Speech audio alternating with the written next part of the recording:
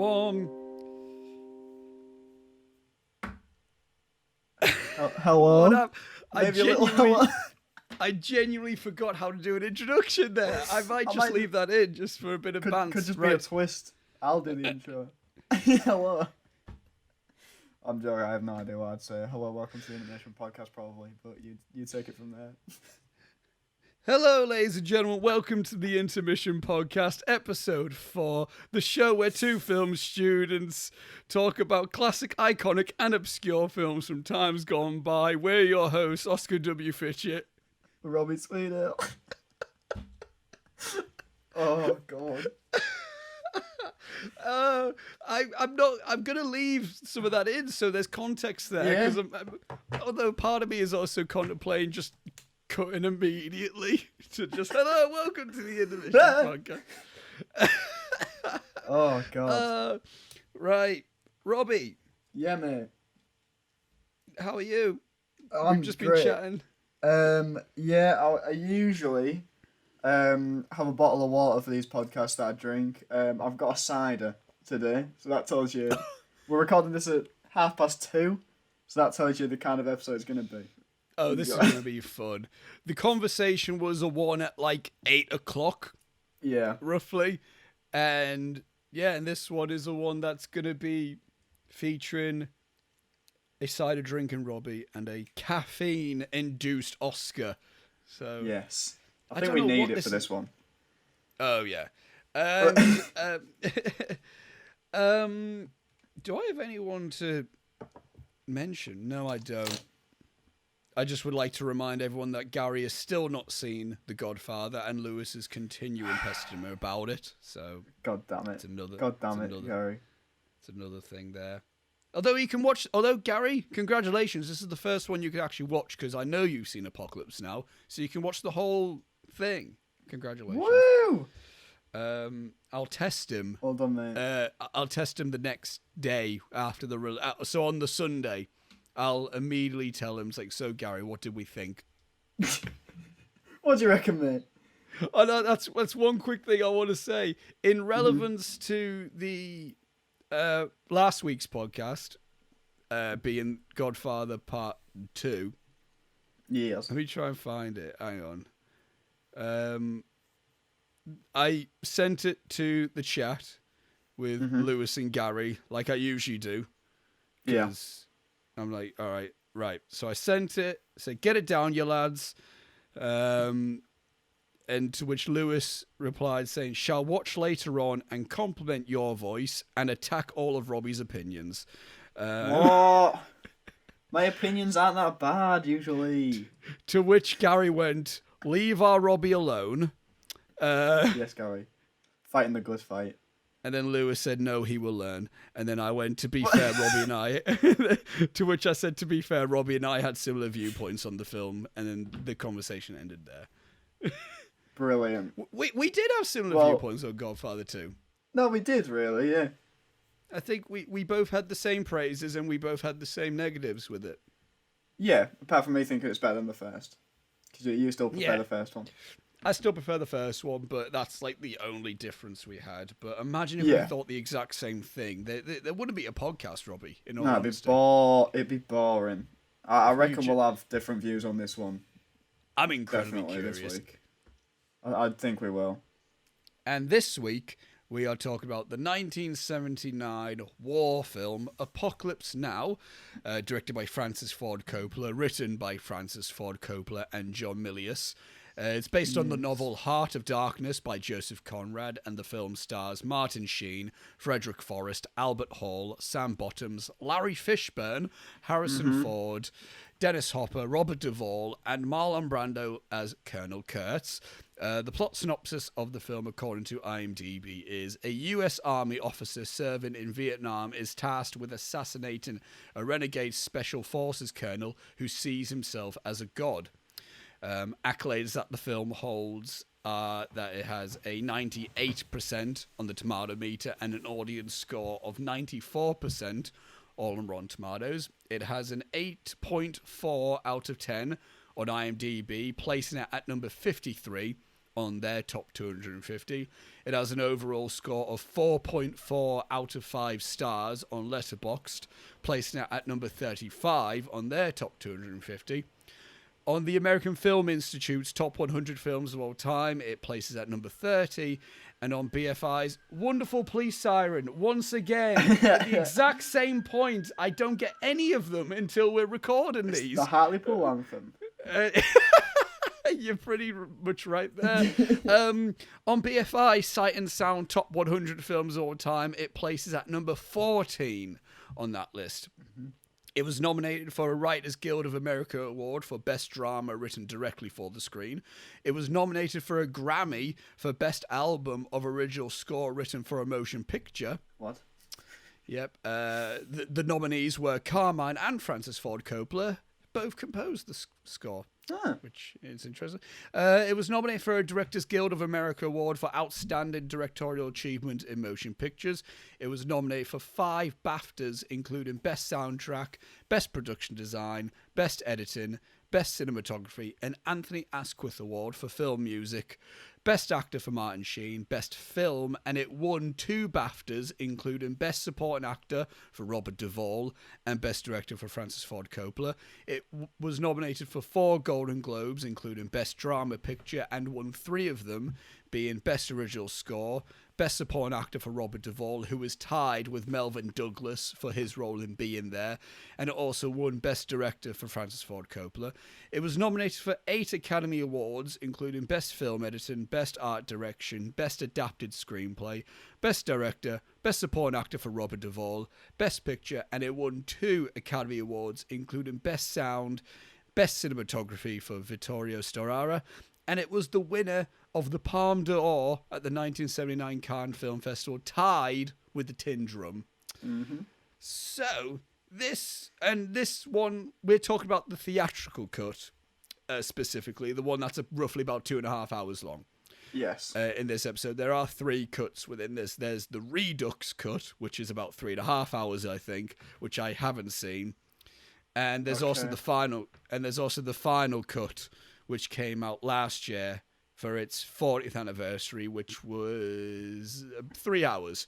So it was in between the theatrical and the Redux cut, the final cut. Cool.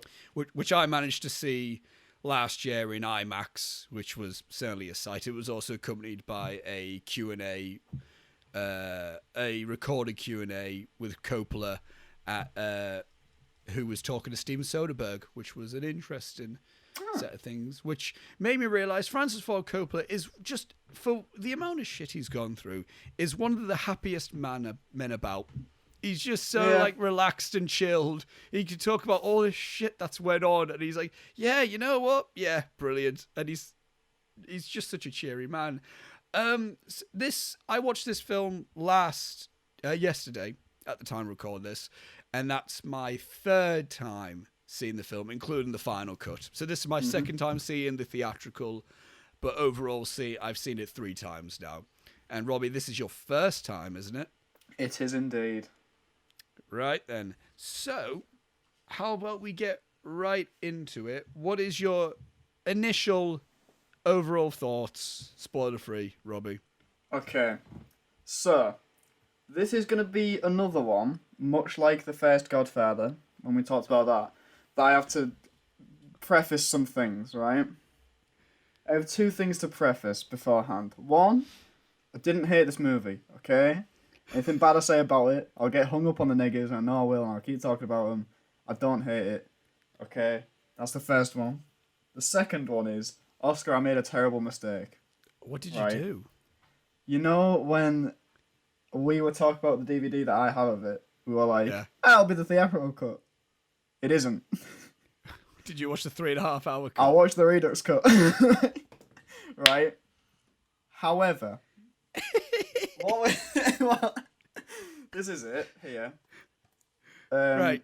Apocalypse Now Redux. Oh, yeah, right there. Yeah.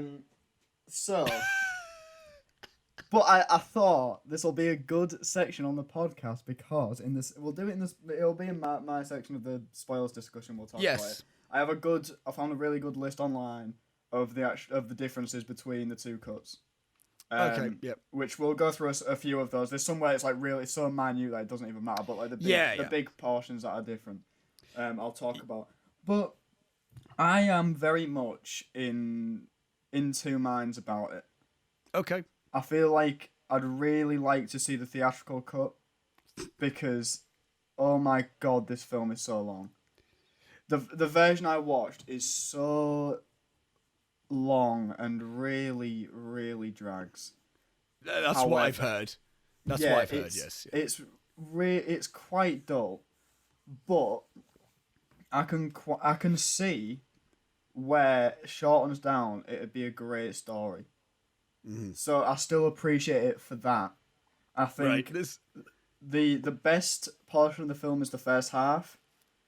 Once it kind of goes off on one for the third act, it kind of goes a bit mental for a bit midsummerish, when I didn't really know how to think about anything.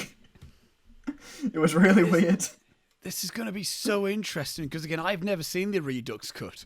So we're talking about two different viewing experiences. It's going to be fascinating. Okay. So of course it's the same film, but of course there's obviously it's the same story, but I think overall I enjoyed it, but it's just it really, I can go more into it in the spoilers, but it reminded me really weirdly of Blade Runner in a lot of ways, of the original Blade Runner. I could completely get that. Do you know what I mean? Because I could completely get that, yeah. Not just the outside of the film fact of there being multiple cuts of this movie, but in just like really whimsical dialogue and a lot of that kind of stuff, that it's all kind of speaking in metaphors, and it's usually that stuff's not for me. I'm gonna have no, I'll save it for the spoiler bit because that might be relatively spoilery what I was just about to ask there. But my thoughts again. So you watched an hour longer version than I did. I think it's about 49 minutes ish. I think. Yeah, extra. I think there's about 49. Yeah, because the cut that I watched was 2 hours 27. Gee, mine was 3 hours 16. Right. So So again, what I'm talking about now, I'm talking about what I watched, which was the theatrical cut. And my initial spoiler-free thoughts on this, I was saying, because I watched this in the afternoon, so I had like all of the evening and night and this morning to still think about the film. Yeah. And I'm not sure if I prefer this over The Godfather, if I'm being perfectly honest. Really? It's genuinely battling in my mind of my favorite Coppola film, honestly. Right. I think it's... if I didn't see Paths of Glory last week as well, because I watched Paths of Glory for the first time last week, which is the 1957 World War I film that Kubrick did, and that blew my mind. I think that might be my favorite war film. But if it wasn't for that, I would strongly say Apocalypse Now is probably my favorite war film of all time. Yeah. And because and we'll delve in deeper with the themes and that with it. But I've always been very much so anti-war. This is the most political. I mean, we're probably going to... There'll be political points discussed in this film because it's natural. It'll naturally happen. But I've always been naturally kind of anti-war in my life, just because I don't see the point in war being caused at all. So I've always and a lot of war films that I've seen, because good few years I've not been a fan of the war genre, because I've always looked at it in the sense, for a good while I looked at it in the sense of why are we trying to glorify it as something that it isn't? And I still have those thoughts, but since watching a few more war films as of late, like Paths of Glory and Apocalypse Now, and even 1917, I think, I've been looking at it in the sense of a lot of really good war films are films that show the horrors of war, not how amazingly heroic these people are. Yeah. Because I'm not saying that these people aren't, but that was kind of one of my problems with Hacksaw Ridge. I kind of found it a bit too glossy, personally.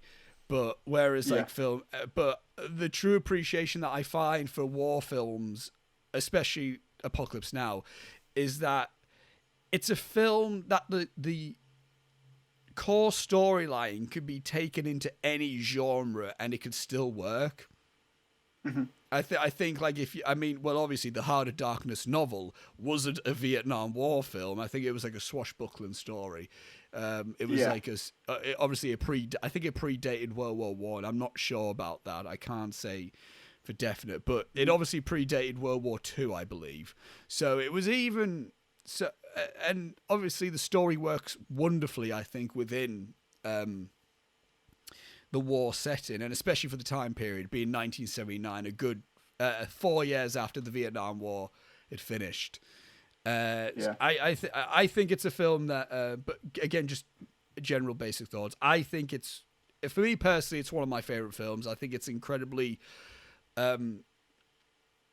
it's beautifully paced. More so on repeat viewings, and again, I am discussing the theatrical cut when I'm speaking. Yeah.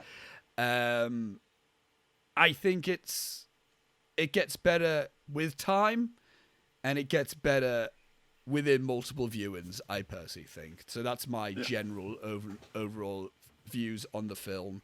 Robbie, positives, spoiler free.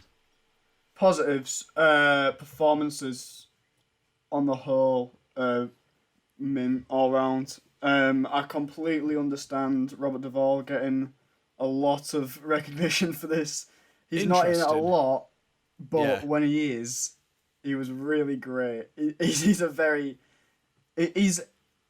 tragically funny. Yeah, like he's funny to watch, but he is quite a tragic character. And there's another standout for me was Lawrence Fishburne. In this, I really liked him. It took me a while to realize it was him. Mm-hmm. But once I did, I was like, oh, that totally makes sense. And he's very much he's kind of the glue of the crew that you kind of get to know throughout it. Okay. In terms of being the comedic, more jovial one. And he's one of the ones that gets a bit more to do, because there is some that fall a bit to the wayside, like the character of Lance, which kind of doesn't get a lot to do. He doesn't get a lot of personality, really.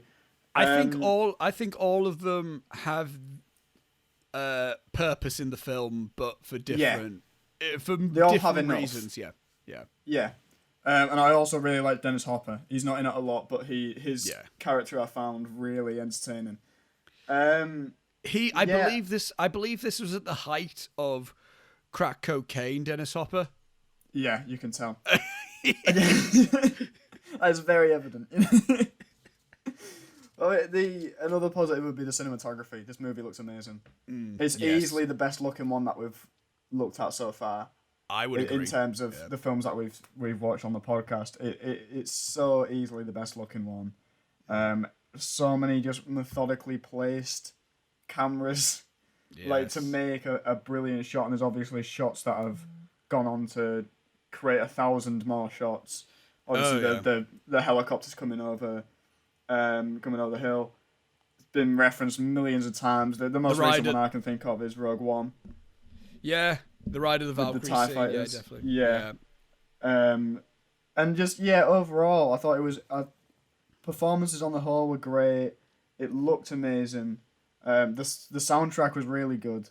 I enjoy when it was used correctly. It was really good.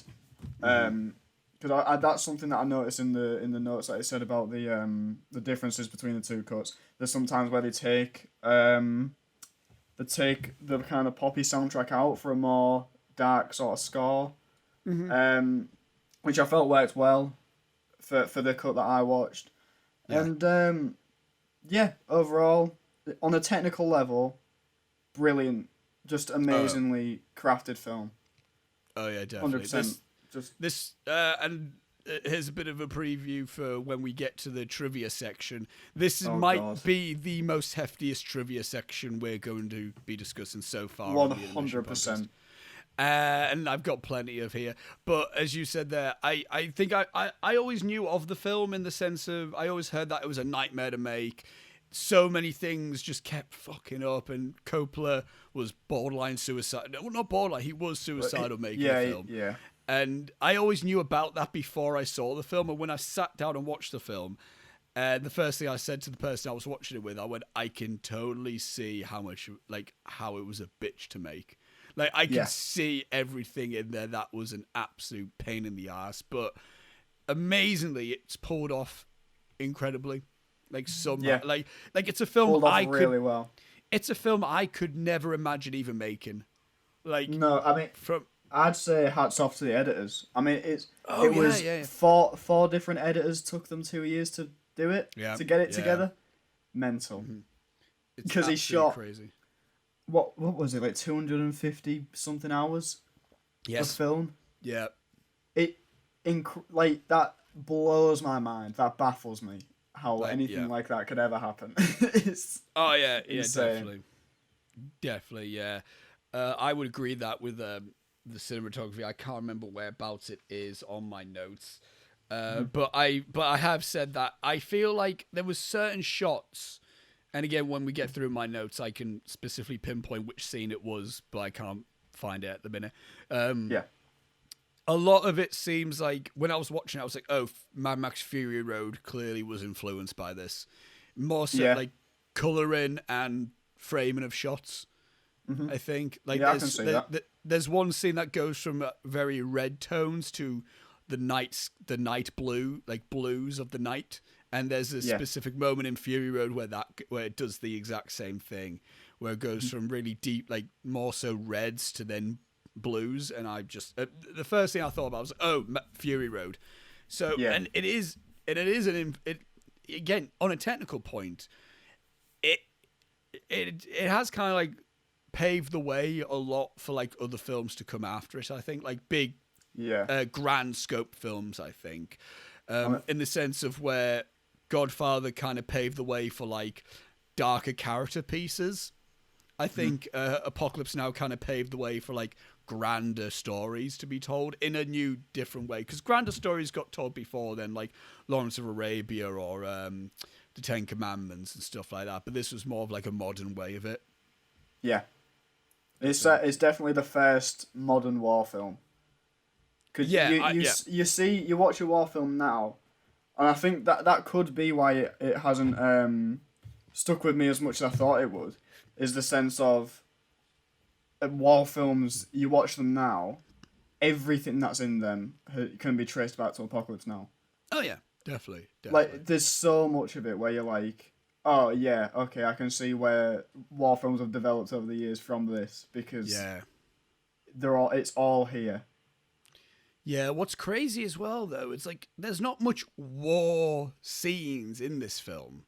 No, it's not heavy on like it's not heavy on run and gun, really. There's like moments in the beginning, in the first act, that happens, but again, it is as the plot synopsis is, it's one guy on a mission.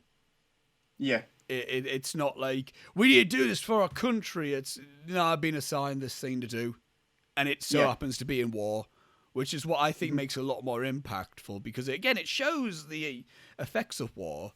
Again, we'll go into more details with it a bit more in depth. Sure.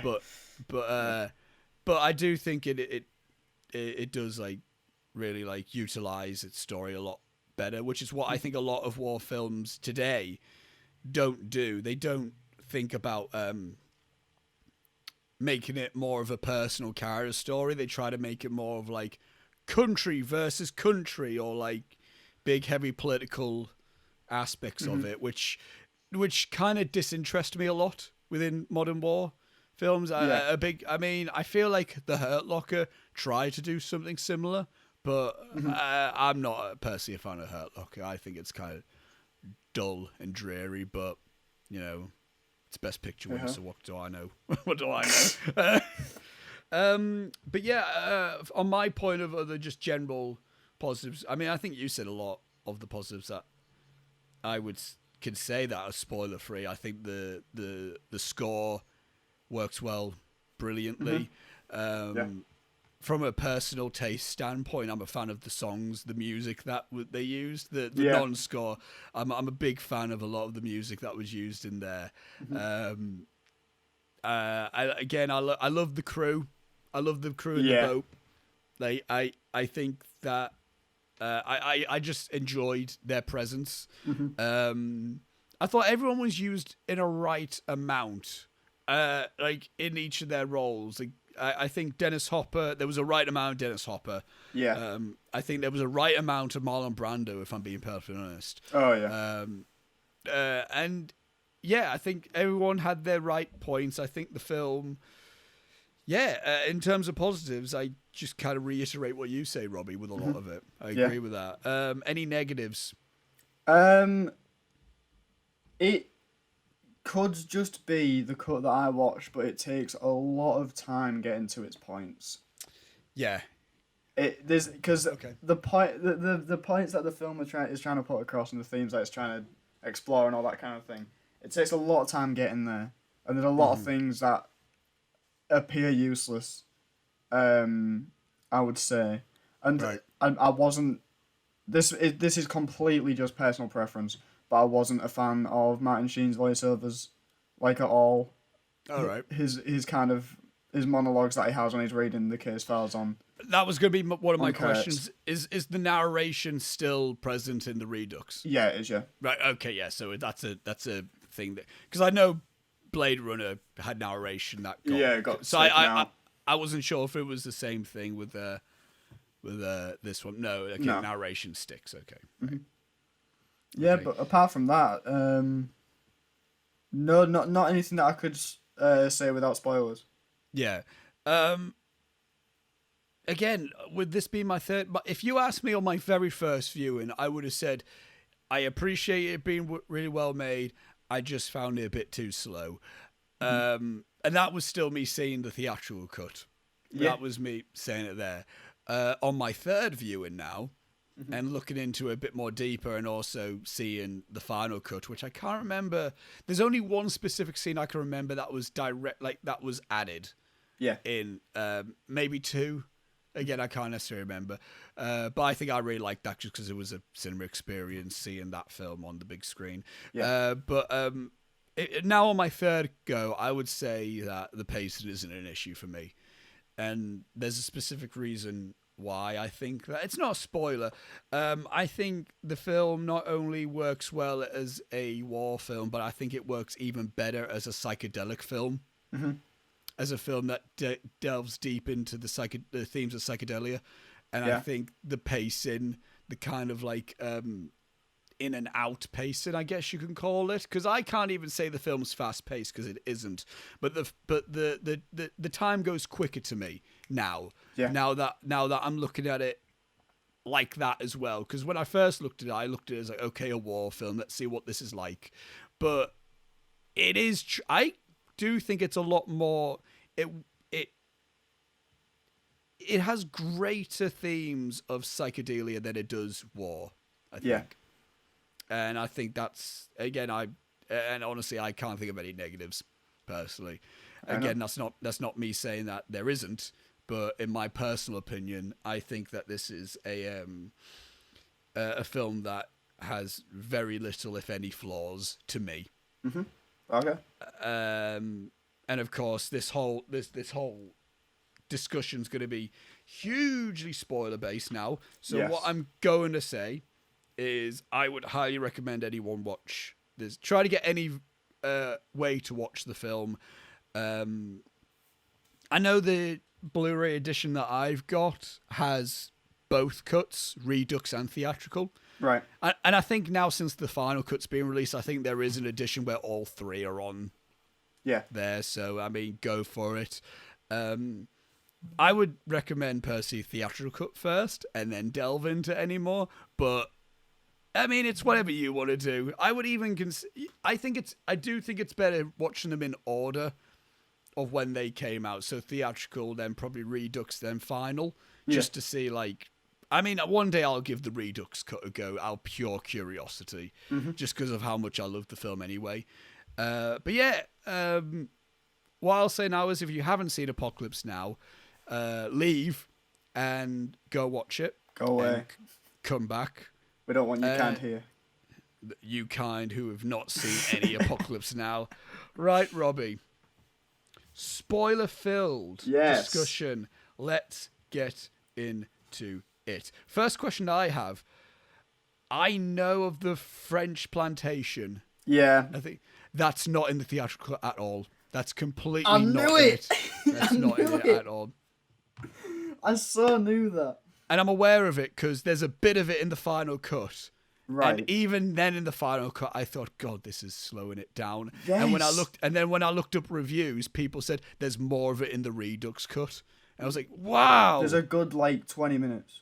Yeah. And again, theatrical cut, that it's nowhere to be found. And I know exactly what you mean when you said about how there's just one bit where it takes a left turn.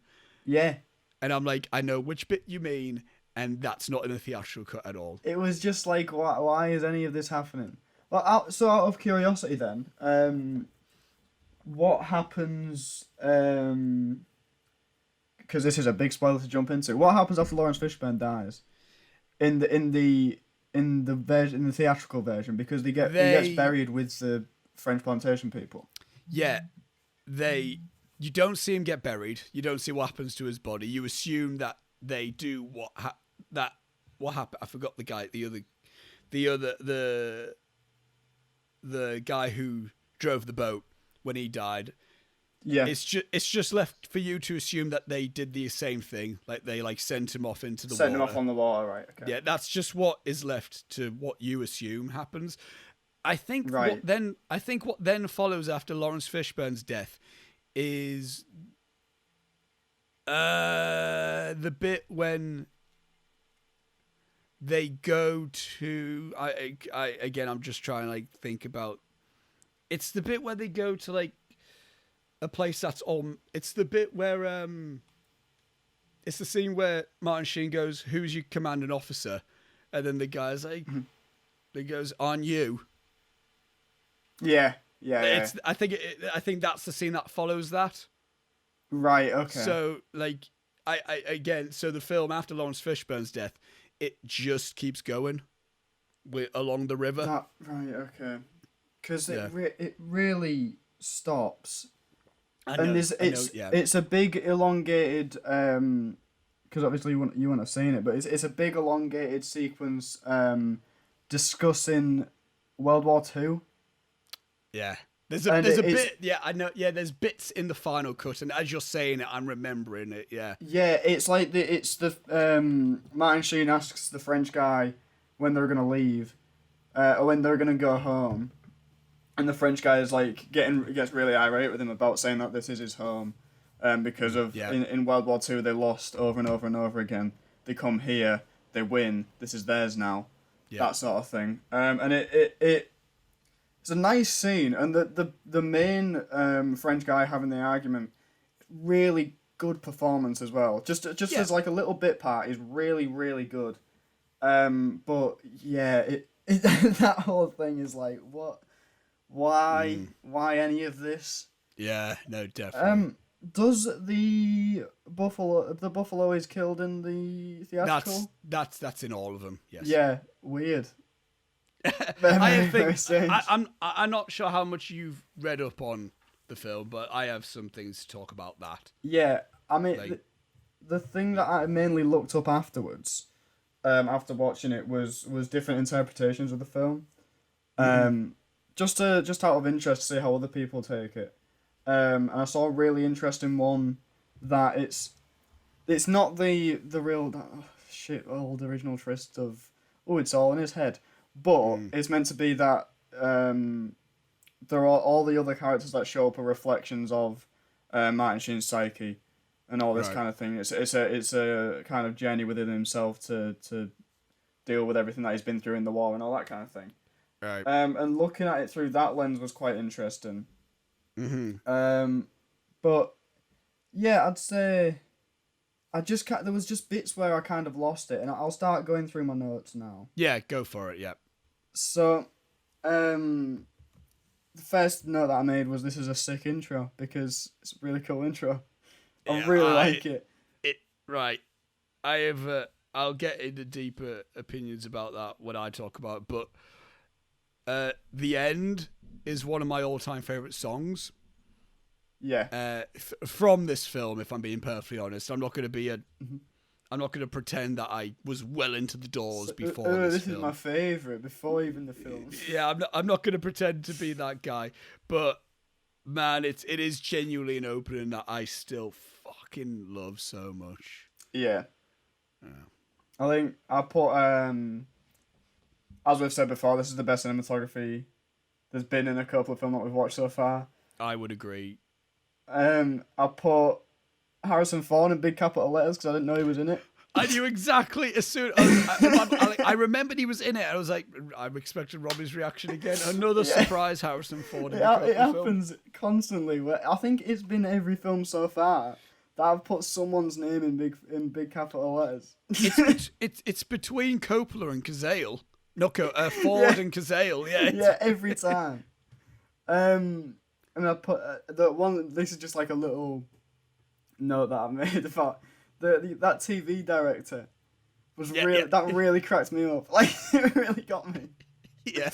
But he's just like, just keep going like you're fighting. Don't look at the camera. Just keep going. You know what that is, don't you? No. That's Coppola. Was that Coppola? Yeah. I thought it was.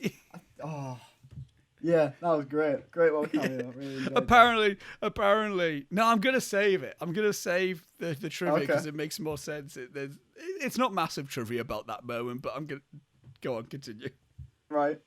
I put Tom in capital letters because I got excited to see Robert Duvall. Oh, right, yeah. And then I also put what a character intro, because this is a thing that I'm quite missing in modern films at the minute.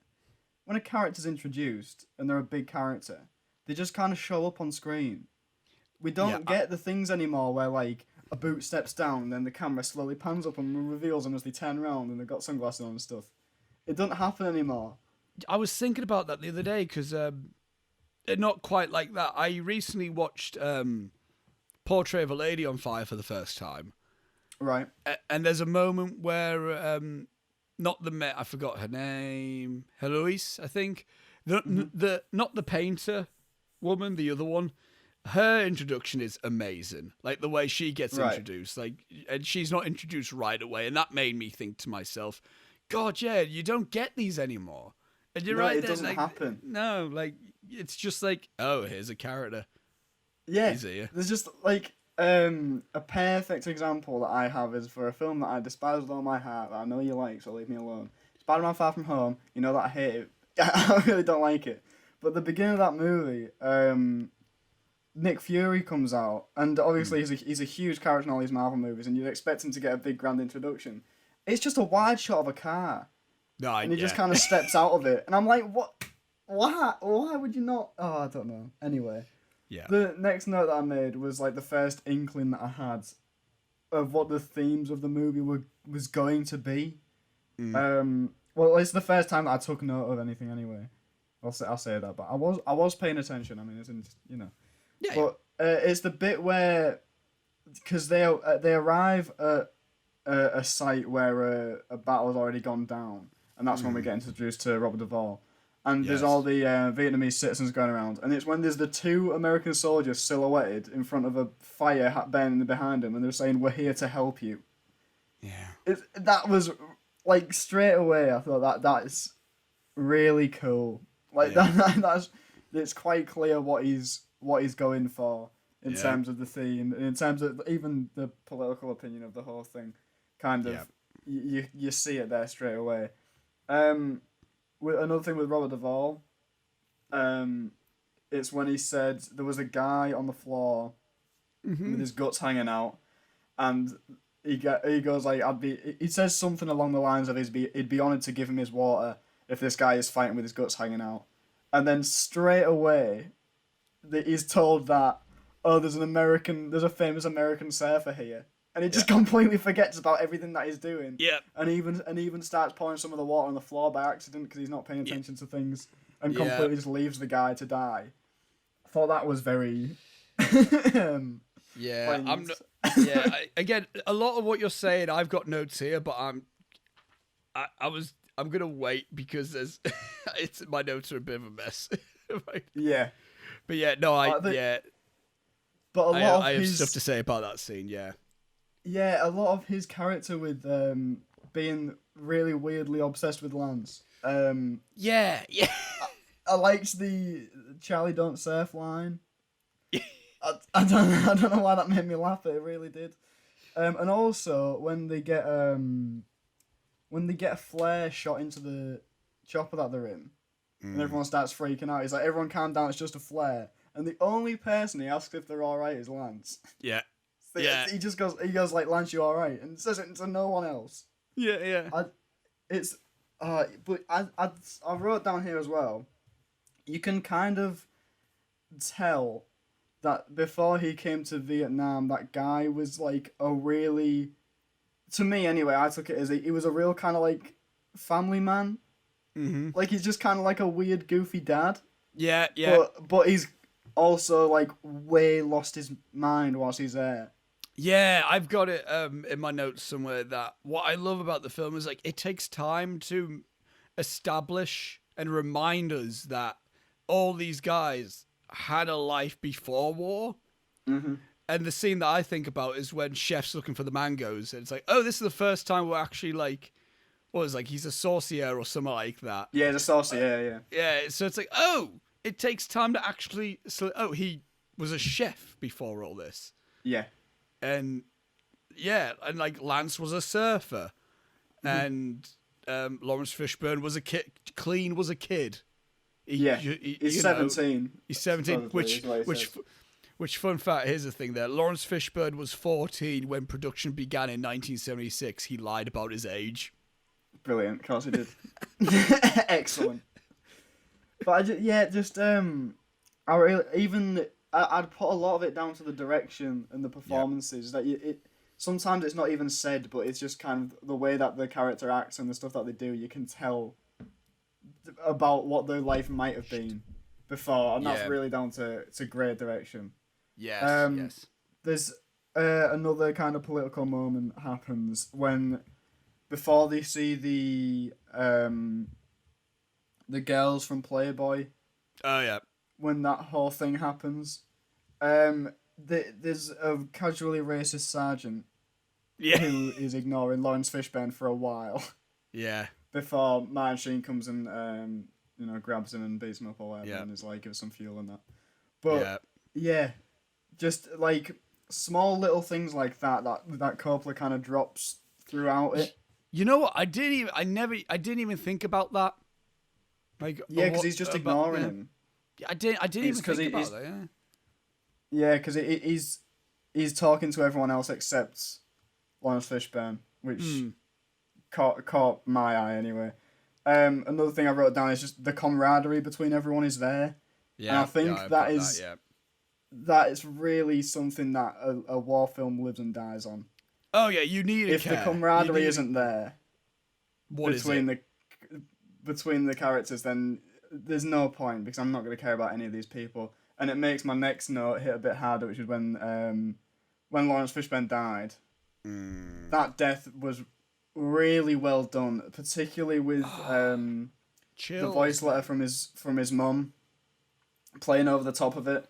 So one thing we've kind of realised from all of this, Francis Ford Coppola is a killer director when it comes to tape recorders. Yes. when it comes to tape players and knowing 100%. when to put. It's the bit where it's like he's dead and then he's laying there dead and then like you hear her go like, and now they're saving up to get you a car, but you didn't hear that from me. And it's like he didn't. Yeah. He never, it's like so painful. It's rough, you wouldn't have seen scene that then if you don't see what happens to him in the theatrical cut. He's buried with that tape. In the cut that I watched, he's buried. I think I remember that in the final cut. Yeah, he's buried with the American flag and then the tape recorder on top of him. Right. Which was really nice, just a really nice little touch. I wrote, I don't quite understand what's going on with the French, although it's quite interesting. I didn't really understand what they were on about. There's a really good shot though, in that scene, where he says he's talking about all this stuff and he's explaining it to Martin Sheen, kind of shouting at me and stuff. And he says, "It's keeping our family together." Like he shouts at him, and then in that moment, because all the other family have got upset about the fact that there's an argument going on, they've all left. And he shouts like really loud, "It keeps our family together," and then it cuts to a wide, and there's no one at the table except him and Martin Sheen. Yeah. That was really good. It was really good. Really enjoyed that. And I can't believe this. I have not made any notes on Marlon Brando. The last note I made was I really like this war photographer guy. Which I did. I thought it was very entertaining. Yeah. I like Dennis. I'm a Dennis Hopper fan. Yeah. Yeah. But just to speak on Marlon Brando for a bit and his role in this film. You've had conflicting battles with him on this podcast, haven't you? I really have. But in this, I did quite like him. Yeah. I did quite a lot. He wasn't. I mean, he is the villain of the film. Technically, but he's not in it enough to be the villain. Yeah. But I think the idea of him and how it builds in Martin Sheen's mind makes him the villain of the overall piece, in my head anyway. But when he shows up, he is like any good villain, where you kind of understand him. In a weird way, you understand him. But also mental. What a lunatic. But I also like how he doesn't play it as I'm a loon. I'm a guy he's calm. He's more of a methodical. Delusion than anything. It's more of a delusion in his own mind of what he believes what he's doing is the right thing. Completely. I was gonna say, he has almost, and I have a specific point to make about him. So I'll save my big grand thing, but it's almost like he's got right intentions and he's got a thought out opinion about things, but he's in an environment where he's got loads of people that would just follow his bullshit, and he doesn't have anyone to argue his point with him. So he just almost falls deeper into his own nonsense. Really. Yeah. He's just surrounded by enablers. Yeah, and in terms of comparison, it's similar to Philip Seymour Hoffman in The Master, in that sense, where it's really well executed. I think that Yeah, I've got some notes here on the differences between the cuts. Okay, go forward. Which I'll only read a few out because there's quite a lot. Colonel Kilgore, who is Robert Duvall, his arrival is the first complete scene that was not shown in the regular version. In the normal cut, there's a track shot of Willard asking one of Kilgore's soldiers where the commanding officer was. The soldier points somewhere and says, "Over there." In the Redux version, there's a short sequence shot with a handheld camera, which is weird. Okay. But there's like little things like that throughout it. But I think the biggest kind of addition that I could find anyway is the French part. That's from what my understanding. That's the biggest. Part. I don't think any more of Brando scenes were added. I don't think his stuff was necessarily adjusted. I know that Dennis Hopper's death was filmed. That's not in the Redux, is it? No, it's not in the Redux. No, because I think when I looked it up, I think that it only survived on some bootleg versions of the film. Right. Okay. But apparently, in canon, his character did get killed. The photojournalist did get beheaded. Right. I think. Okay. But yeah, I know. Oh yeah, I forgot about this bit. Here's something that's in the Redux and not in the original. That is really weird and goes on for far too long. They go to another base where there's no commanding officer. Yeah, but it's all like rainy and stuff, and then it's Yep. But is the whole thing where they have like sex with them two women in it? No, that's not in that. Yeah, Lance goes off with one woman and Chef goes off with another girl, and it goes on for far too long, and it's really weird and not necessary. Yeah, the only thing that happens in that scene, Martin Sheen goes, he's like, "Who's your commanding officer?" Or like, "Who you shooting at?" And then the guy goes, "What the fuck do you think I'm shooting at?" And it's like, "Yes, sir, Commander. Yes, sir. I'm just shooting at the end of it." Like that bit, I like that. And then there's also, "Who's your commanding officer?" "You are." Or like, Or like, and then there's other guy with the shotgun or whatever, or like the flag. I can't remember what he is. Like, oh yeah, he's got like a grenade launcher sort of thing. Yeah. And then like Martin Sheen walks back to the boat, and then he goes, "This place is insane," or whatever. He goes, "Let's just keep going." Like that's all. That's. No, I don't think that's the same place that I'm on about. Aren't you? Like there's a completely different base, because that'll be after Lawrence Fishburne dies, won't it? Yeah. But he's alive for this bit. It's before that. Yeah. And he just kind of... Yeah, they show up and they're in like rain gear and stuff, and they show up and then they look around and it's a ghost town or whatever. And then they ask people, "Where's your commanding officer?" And they're like, "Oh, he stepped on a landmine a few weeks ago," or whatever. Oh, right. So they had two different scenes where... Yeah. It's just another stop off that proves the same point as the one later on. So it's like... You know, it's things like that, I think, in the Redux cut, where it's just kind of like repetition of the same ideas. Yeah. But then there's just little things. Like, there's some little nice bits. Like, there's a part where I was reading then, from what I could gather, it's not in the theatrical version. The last you hear of Robert Duvall is him in a helicopter playing a recorded message of himself, asking for his surfboard back.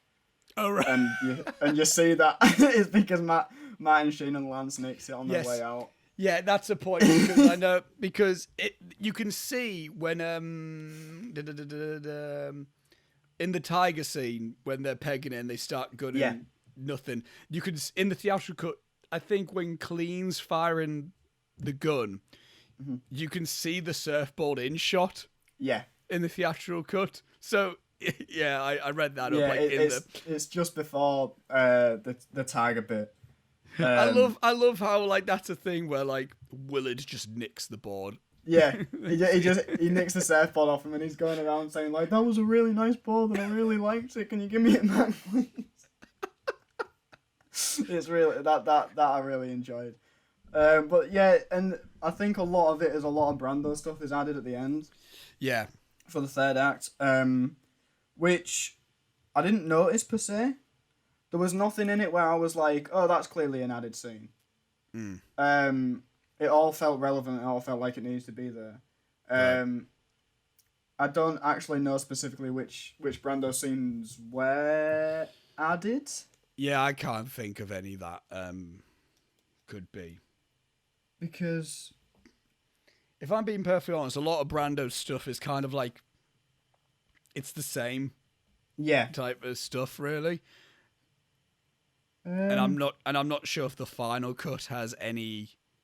Again, I can't remember specific additions to it. Yeah, there's a 5-minute sequence where he comes and reads him some articles about the Vietnam War from Time magazine whilst he's in a prison thing or something. Yeah, again, I don't think stuff like that's necessary. I think that, it's just more stuff. Yeah, and I think that's the only time in the film as well that Brando's in like fully lit, and you can see him like he's out in the daylight, and you see. I have a very interesting. Oh, really? He's like in the daylight. He's fully out in the daylight. Yeah, you fully see him. Yeah. I'm not sure. I don't think I like that. No, I've got a point. I've got a point about how he's lit in my notes. But one thing I want to say before I get into my notes, you said about Duvall, and Duvall's really good. Yeah.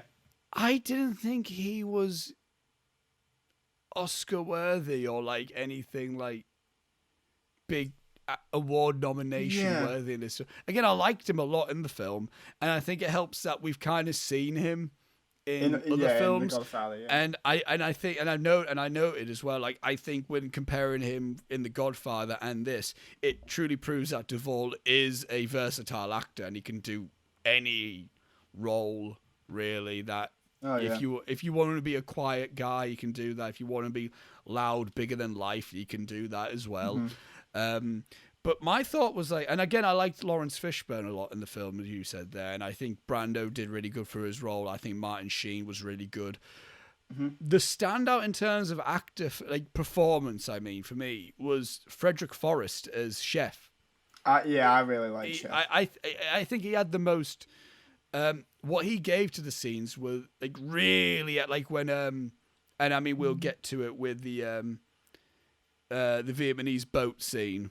With the pup, I think his performance added a lot to that moment. I think his performance added a lot to the mangoes bit as well, and just like a lot of his stuff really, really like made me very like got me really on board with the whole crew. I think to me he was the glue for the crew. I can see where you can say clean, but for me I think Chef. Without Chef, I don't think there's much emotional gravitas to the crew, as much as there could be, and that's the thing. When I was looking at the name Frederick Forrest, why do I know that? He's chubby Ghost. In your word, he's chubby Joseph Gordon-Levitt from The Conversation. Oh my god! Yeah. Wait, what? Yeah. But he looks so different in this. It's if that's who I think Frederick Forrest, I believe that's as in the guy that was the Oh my god. Yeah. And I wouldn't know that. Yeah, no, I wouldn't have known that at all. If it wasn't for me looking at credits. Yeah. Like genuinely. Wow. Yeah. I think Chef. Yeah, I did really, really like Chef. I think he's the one member of the crew, if when you look at it, he doesn't really lose his way at all. No. I mean, Chief doesn't either. Really. Until his final moments, which I found really impactful. Yes. After he's been speared, and when he's dying, he tries to pull Martin Sheen down onto it. Yeah. I like that a lot. that scene, that moment is a direct moment from the book, I think. Oh, like, right, okay. With spears getting thrown. Yeah.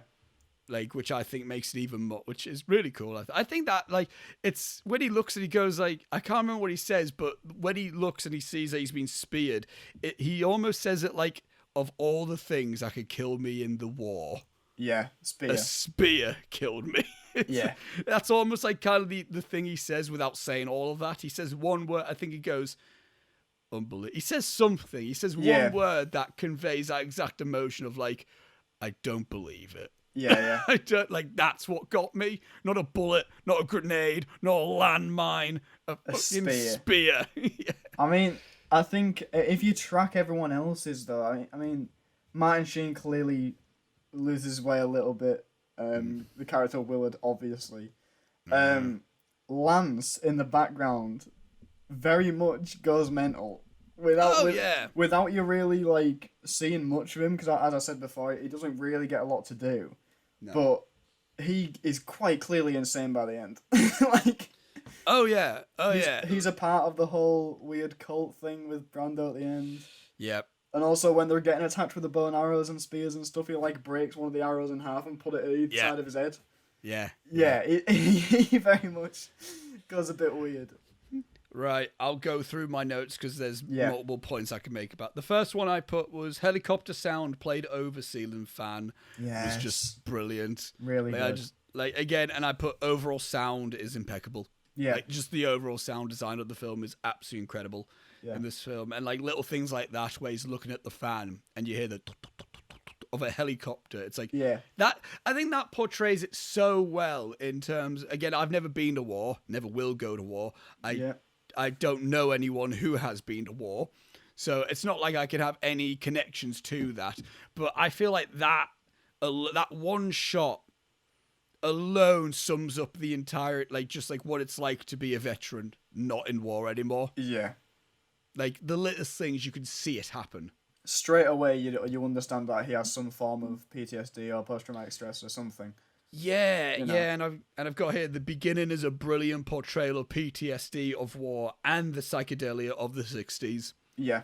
Like the scene of just like how he's kind of losing his mind of like wanting to be back at war, with the end playing over all of this, and that can be looked upon as like, again, as I said, a veteran just wanting to get back into war, as well as just the outright counterculture-esque nature of that time period.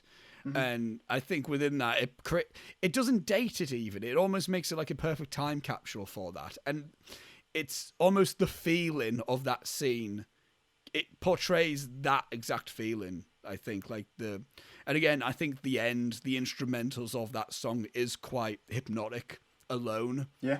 So I think alone it puts you in that mentality of it instantly. And I think the sound design does a great job of that as well. Like, just kind of gives you this floating feeling. Yeah. Throughout it. I've got a quote here. Every man has a breaking point. And I put, that's what the film overall explores. The overall film is showing what each man's breaking point is and how fast it gets to that. Yeah. And of course, they use the backdrop of war, but I think that can be looked upon in life generally. Yeah.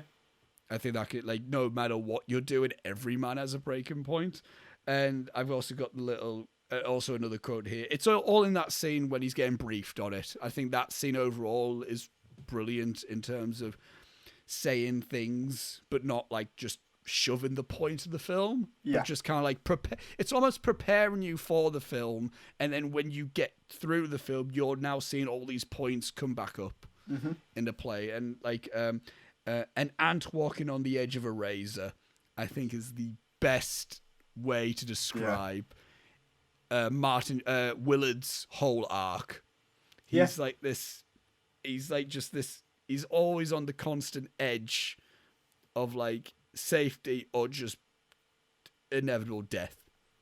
Yeah, exactly. Really. And I mean, and you could also look at that in the sense of like, that was Kurtz. Kurtz was this ant on the edge of a blade, and inevitably he went on to the quote unquote wrong end of that all. And it's almost like Willard is going down the same path as Kurtz, and it's almost shown exactly like, is he Willie? What will he do? Is he gonna go that way? And even the end shot where not the end shot, but when he's after he's done what he's done to Kurtz and he's standing there with the blade and everyone's looking at him. It's almost kind of bows. Yeah, you almost think to yourself, oh, did we just watch what happened to Kurtz? Yeah. In a sense, but again, he went a different way with it. But yeah, I think like that line, an ant walking on the edge of a razor blade, is just like, I think sum it up nicely. It's really poetic, and I think it really does like, it encapsulates the feeling that you get watching the film, I think. Yeah. And I put here, Sheen is clearly approaching his breaking point. So like, even when it starts. Yeah, like from the beginning, he is clearly when the two officers kind of come in to get him and stuff to bring him over, and he's quite clearly off his face, and they have to kind of shove him in the shower and all that kind of thing. He's quite clearly is near the edge of his breaking point. Yeah, when the film starts. And I forgot. Oh, there was something. It's when they go and he's clearly the officers just outright put Kurtz down. I was like, he's gone insane. Yeah. And he explains, and they explain like what's happened, and then Willard goes like, yes sir, insane, clearly, like he's trying, but it's like he's there as well. Yeah, he's like, I get it though. Yeah, it's like oh, he's just insane, he's a lunatic, and it's like, but isn't that just what war does to a man? Yeah. Like, isn't that, it's like, but like people are like, oh no, you're just a lunatic, you're a loony. Yeah. Look at you. Look at the state of you. What? As he eats his shrimp. Yeah, exactly. Yeah. I think it's just like, again, it's like Willard is never like this clean cut guy instantly. No. He's always got a bit of like edge to him from the beginning. which makes it almost that more like he's clearly decorated, obviously. Yeah. And he's really good at what he's doing, but again, he does have like his own personal, he's not this absolute invincible person. No, and I think that shows. I think that shows well as like you can't really judge a book by its cover in the sense of like someone can look really invincible, but they're not. Like no one is, which I think's a really interesting way to look into it. Another. A good few of my notes are quotes because I just think they are quite poignant and explain the film in ways that I couldn't. There's a point here where Martin Willard says, "I've killed many people, but this time it is an American and an officer." And it questions the patriotic morals of the military, I think, in the sense of like he immediately goes like, "Oh yeah, I've killed many people. I didn't really necessarily feel too much of a thing, but now I'm being told I need to kill an American officer." And he says, so I think he says like it shouldn't bother me, but it does.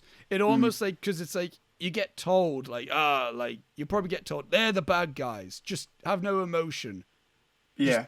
Just do it for your country. So he's got it in his mind like, oh, I'm doing it for my country. And when he's getting told kill this guy, he goes, but that's country. Yeah. And it's almost, but I think again, like, and I think it's interesting to look at that because I always look at things like, well, man is like human is human, just generally. So it's like if you're killing one person, it should have the same value as if you kill someone else that is of your same country. And I think again that line itself does really show what, like, when he's like, oh yeah, it shouldn't bother me, but it does, because he's been conditioned to think that way. It's the same point as before. They're just guys. Yeah. Like he's very obviously just a guy. He's not this invincible mental kind of, killing Rambo machine. Yeah, he's not John Rambo, yeah. No, exactly. It's just a guy. And I think like Martin Sheen's like stature really does It helps with that. I think all of them. I don't think there's a single one that's like muscular.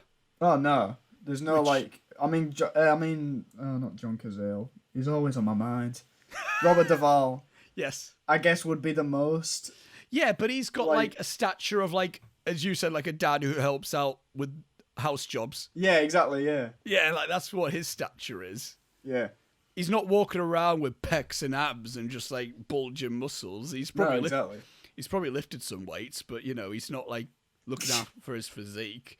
I've got here the narration fits well. It solidifies the story from the mind of Captain Willard. I've also got here, it also adds a sense of a film noir. Yeah, it does. Yeah, and I think some of the score helps with that.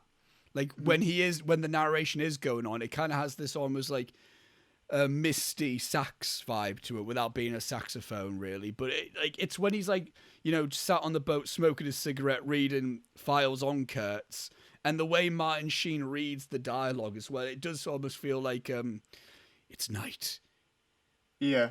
I walked around the corner and I couldn't believe she was there. Like that type of bollocks that's said in film noirs. Yeah. And I didn't put it together like that, but it does, because it is a mystery in a sense. The film does have mystery elements to it. You're constantly wondering what happened to Kurtz and why he went the way he did. Yeah, and again, as I said, you can take the story of Heart of Darkness and put it in any genre. You could probably take this and put it in a detective noir film from the 40s. Easily, yeah. It could work that way as well, and I do think, like, as we're talking about this film kind of, like, really being, like, creating a pathway for other war films and other filmmaking techniques. Yeah. But what I think really makes this film timeless, it takes things from its present, from the 70s. Mm-hmm. It makes it innovates enough stuff to make it still impressive from today's standards. But it also has points from films prior of that generation to continue to make it more of like again, comparing Coppola films, kind of similar to The Conversation, how we were saying how, like, that script can very well be a Hitchcock tale. Yeah, or it could even Almost. work today. Yeah, definitely. So Like, I was surprised there hadn't been a modern remake of The Conversation. Exactly. Yeah, and I think Apocalypse Now really. I think that's what makes a film truly timeless. It's when it takes from the past, present, and future.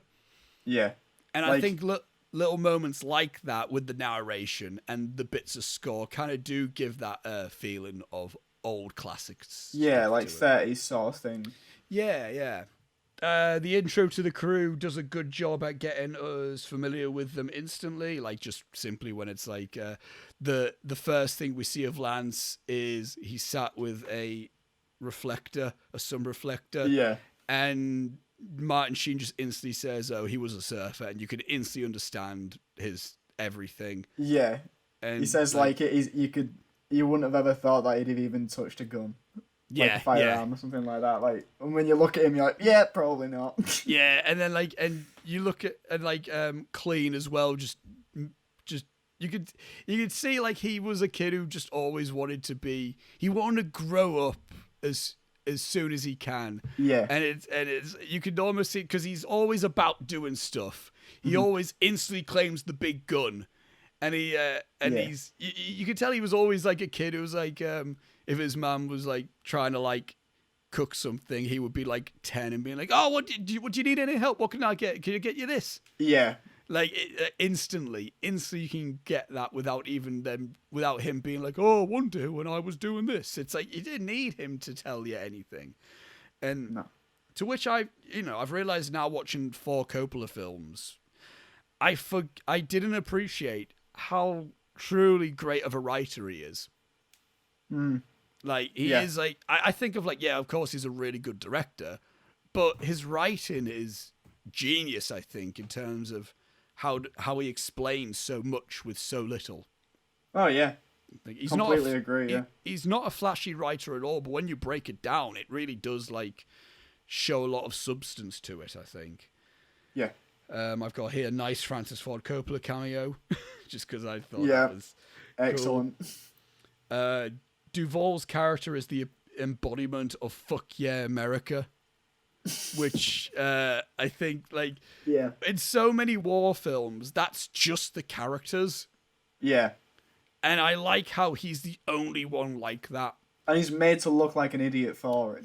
Yeah, which partially makes me think, like, because I can't think if any of them were like that before. Did a load of people just see that was the case? And they were like, "Oh, he's cool. We'll make all our war heroes like that." Well, maybe that's why. Because he got awards for it and stuff. Yeah, probably. So that's clearly what everybody wants. Clearly, but it's, again, that's the point isn't like, look how mint he is. It's like, look how stupid he is. Yeah. Why does he want to surf all the time? Yeah, he goes like, "Sir," it's like, "Sir, I think we should like go somewhere else." "No, we're gonna stay here." Because it's like, "Do you want to surf?" "Yeah." "Well, you're either gonna surf or fight." And it's like, so go get changed. It's like, yeah. And he's like, when he says like, "These are my men, and if I say it's safe to surf on this beach, it's safe to surf on this beach." Yeah. He's like, Do you want to wait here? It's only the only time it's going to be safe is in like 6 hours. So do you want to stand there and wait for 6 hours? I just want to go surfing. Yeah, well, there's like missiles falling. Yeah, just like bombs going off in the water. Yeah, it's like stuff hitting. And then he gets real upset because the napalm like screws up the wind patterns or whatever. Yeah. It screws up the waves. Yes. Oh no. Yeah. I've got here Kilgore gains respect for a Vietnamese man for holding his guts with a plate. How I read this was he only cares for him when he's on death's door. That's the moment. It's like, "Oh, I have respect for you. You hold on to your life." Yeah. It's like, well, maybe if you didn't shoot him in the first place, yeah, maybe I wouldn't be doing this. Yeah. And exactly. I think. I'm not sure if I have it in the trivia. We'll find out. But I think that's based off an actual thing that happened in the war. There's a few things that are based off true things, like the Playmate scene. That was based off something that actually happened, which I find interesting. Wide landscape shots are breathtaking. I've got in here. They're just like, just truly gorgeous. I've got here the Ride of the Valkyrie scene, which is amazing. The iconic shot of the film, I think. I'd say that entire sequence was easily my favorite part of the whole film. Of them the whole attack and everything, I think was from like so perfectly done. From a scale standpoint, yeah, definitely. This was something I found out, which is kind of trivia, but I thought it needs to say. Instead of Ride of the Valkyries, U.S. troops would blast Whole Lot of Love by Led Zeppelin as a form of intimidation. Nice. I mean, I can, just the... In terms of intimidating songs. I'd say in terms of intimidating songs, that's... Yeah. With the crunching, like...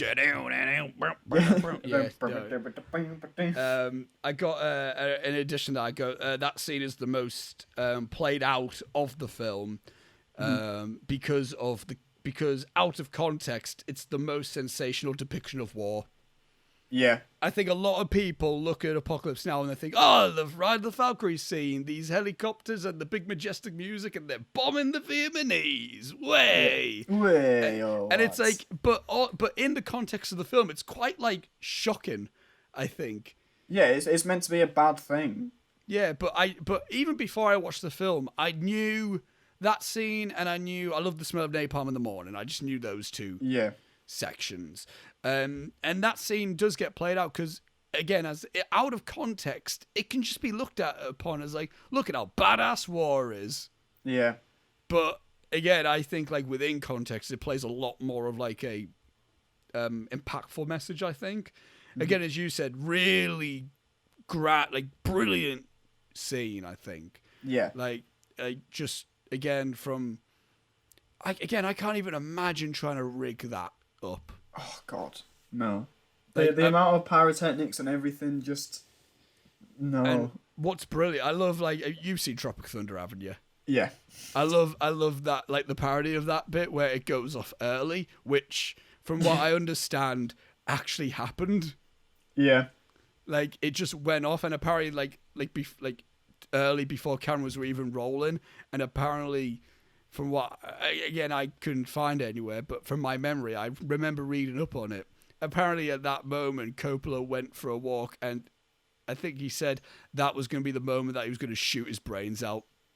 Jesus Christ! Like that. I think that was going to be like the straw that broke the camel's back. Like that happened, and then apparently that is genuine. I think he just walked away from set and was gonna genuinely shoot himself.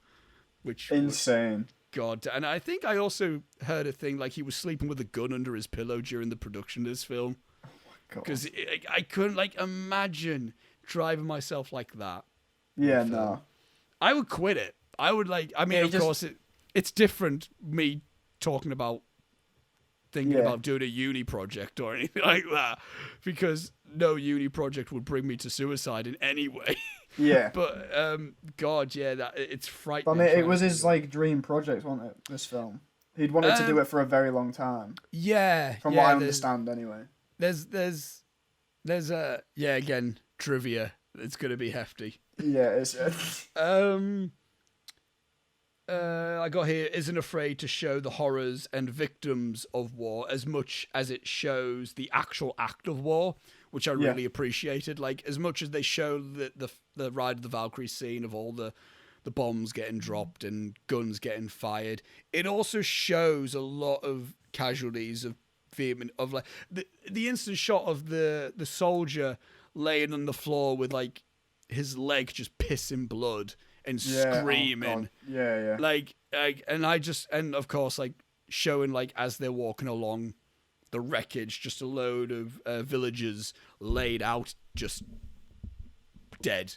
Yeah. And I think that's I think more war films need that balance. If you're going to depict war in a serious way, and you want to show the act of war, you want to show the helicopter things, you want to show the gunfights and the mines and all that stuff. Yeah. I think it's even more important to show the results of that. Yeah. And I think that film does well. I think Saving Private Ryan does it really well as well. It really does. Yeah. Scene. And I think this film really does do that wonderfully, I think. I got here in quotes, "fucking savages," which is what Kilgore says after one Vietnamese bomber blows up a helicopter after the US troops gun down an entire village. It's the bit where the Vietnamese woman just lobs a bomb and then the helicopter blows up, to which then he goes, "fucking savages." He goes, "Mate, do you forget what you just did?" Yeah. And again, it's little moments like that. It's like the absolute biasness of some people in war. Oh yeah, and it's the one woman that set that bomb off, and yet he kills 3.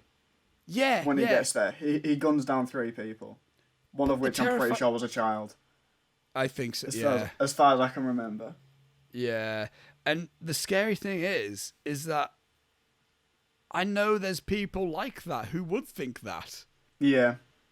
Like, it's like, how dare these people stop our heroic efforts? And by heroic efforts, I mean just eradicating a village of perfectly innocent people.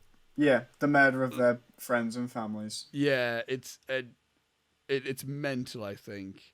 Like, again, I just think, like, that one line, it's like, yeah, that sums up a lot of people.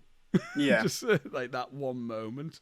I've already said that. I said compare it to him in Apocalypse Now and Godfather. Duvall is truly a versatile actor. I need to investigate more of him, because I don't think I've seen a lot. Yeah. I can't think of anything else that I've seen him in, apart from the films that we've watched. Yeah, but he has truly impressed me with everything. He's been a standout in a lot, in everything.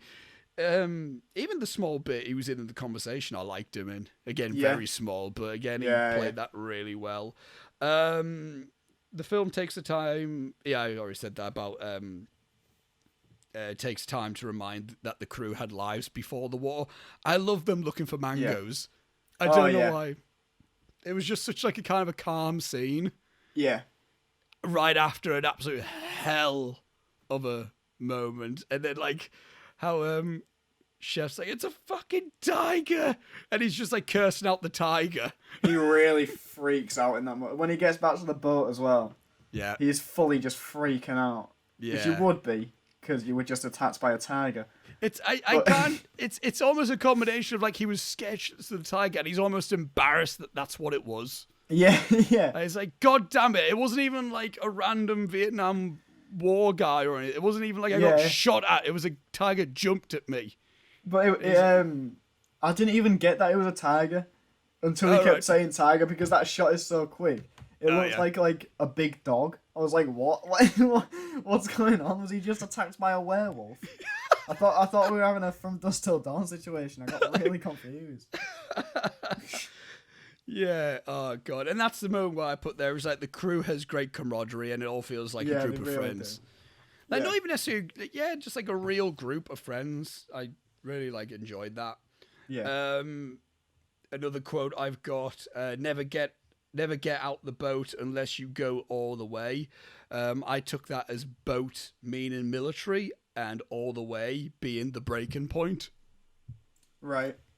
In a sense, because there's a bit where I think they're stopping, and I think because they reference the fact how Kurtz stopped. Yeah.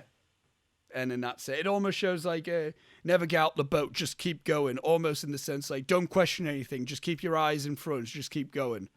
Right. In a sense, which again, what I gained from this film is there's so many little lines you can get, and you can interpret in many ways. So it could be a simple throwaway, and they very well might be. I might just be looking really unneedlessly in depth with them.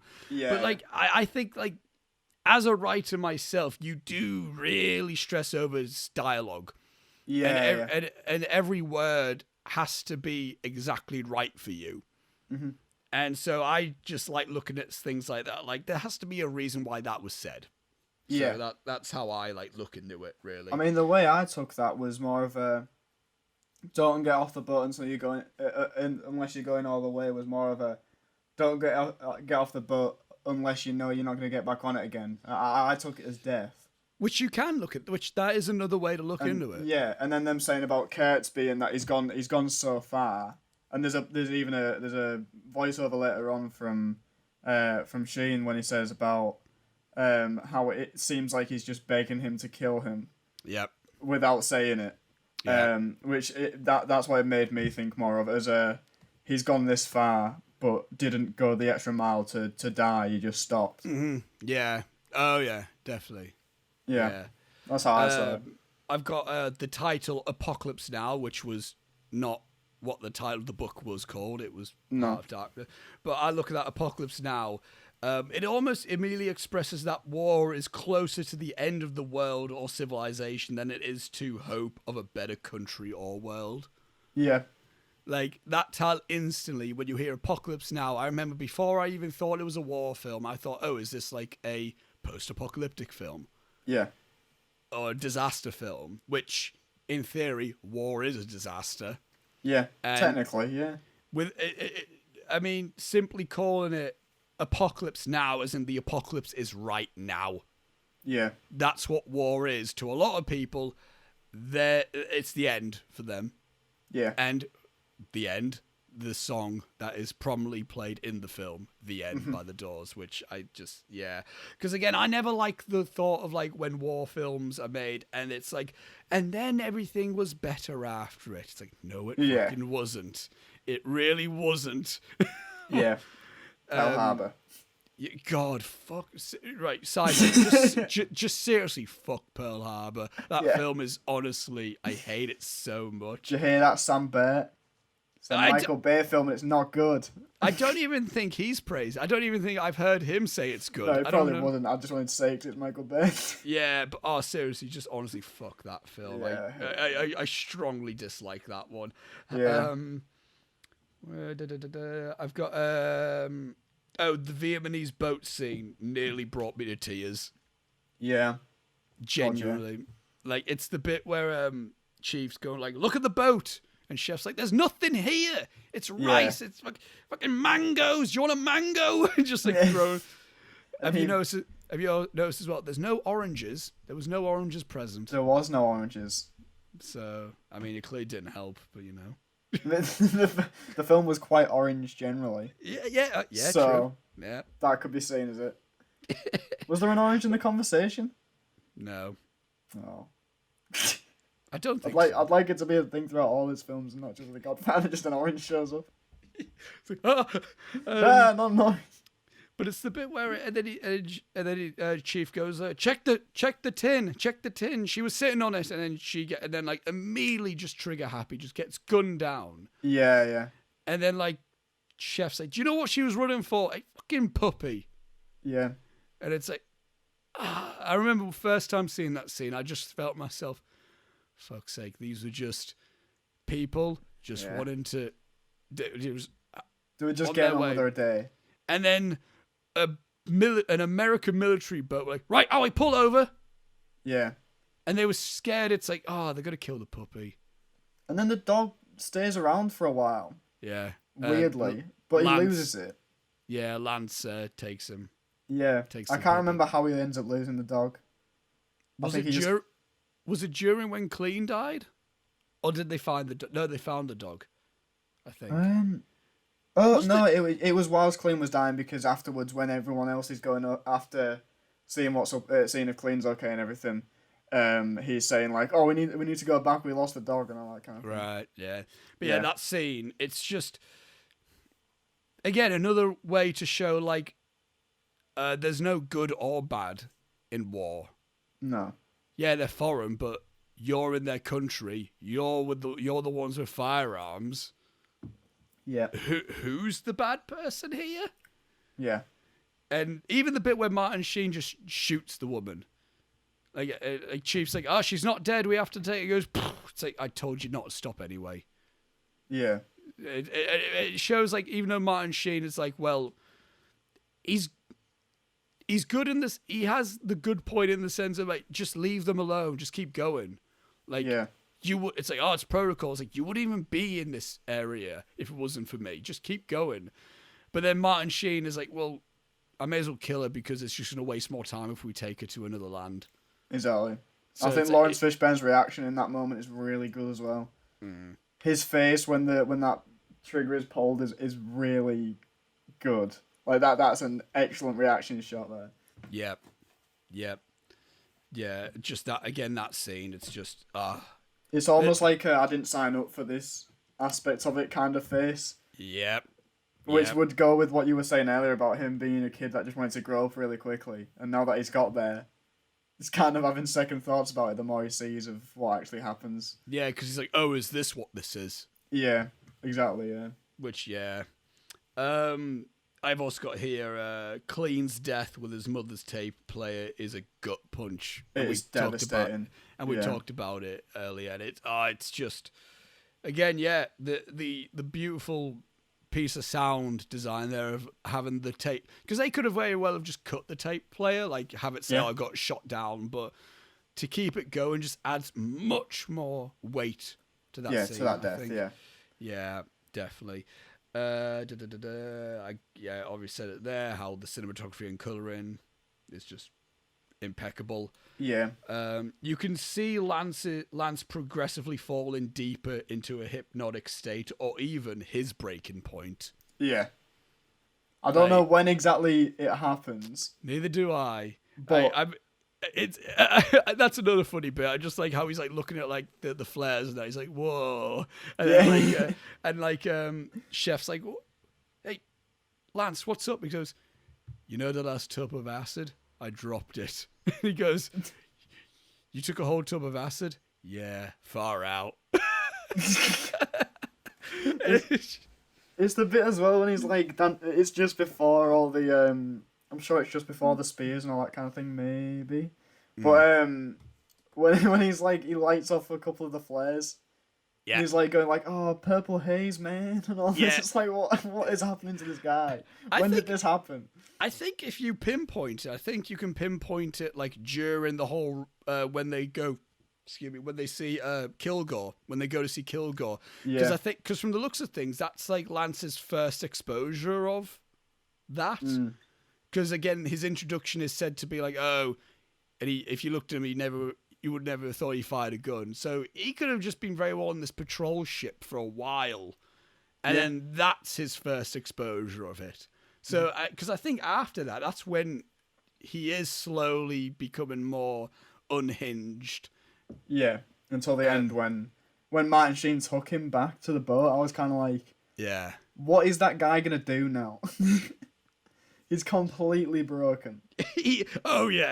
Like you can take him with him because he's your mate and he came on the journey with you, but also that guy is going to be useless to you now. Completely. I think probably Willard doesn't want to fill out that paperwork. So where's all the crew? It's like, well, 3 of them died, and another one's now a part of the cult. So sorry, everyone. So I guess you should send another person to get him because I'm not doing that. He's like, I've got Chef's head. But that bit really shook me up as soon as it happened. I was gutted. Every time I get sad, I was like, oh, Chef, I like it. No, I can't. I really like Chef. It's like John Cazale all over again. Yeah. Oh, Fredo. You're breaking my heart. You're breaking my heart, Chef. Kisses just the severed head. Just. Where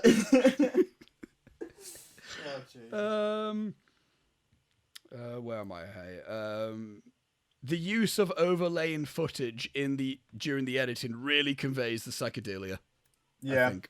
Like the ways it does these crossfades over them, and like with the score playing and the flares at night. I think that does really delve, like it really does convey that whole aspect of it, which I think that like solidifies the time period beautifully. Again, the songs that get played again when I Get No Satisfaction is there, you immediately know what time period we're in, and of course I think, and I mean apart from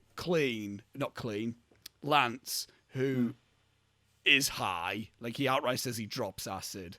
Yeah, there's no outright mention of the whole psychedelic era, and that's why I think that way of filmmaking really does a really brilliant job at conveying that, as opposed to all the crew just smoking a weed. A weed? What am I? A weed. What am I? Smoking weed with each other, like just having like a blunt between. Calm down, Snoop Doggy Dog. I don't. That was the oldest I've ever sounded. I'm smoking a weed. God damn it! Again, I repeat, it's one of those days. It's all about the he said, she said. But yeah, like I think like that way of editing really does a brilliant job at conveying that feeling of that time period. And I've never had any experiences with any form of psychedelics, so I can only say from the emotion I get from scenes like that, of how it feels. But again, I just love like that use of editing with it and the sound design, like when they kind of warp it a bit at times.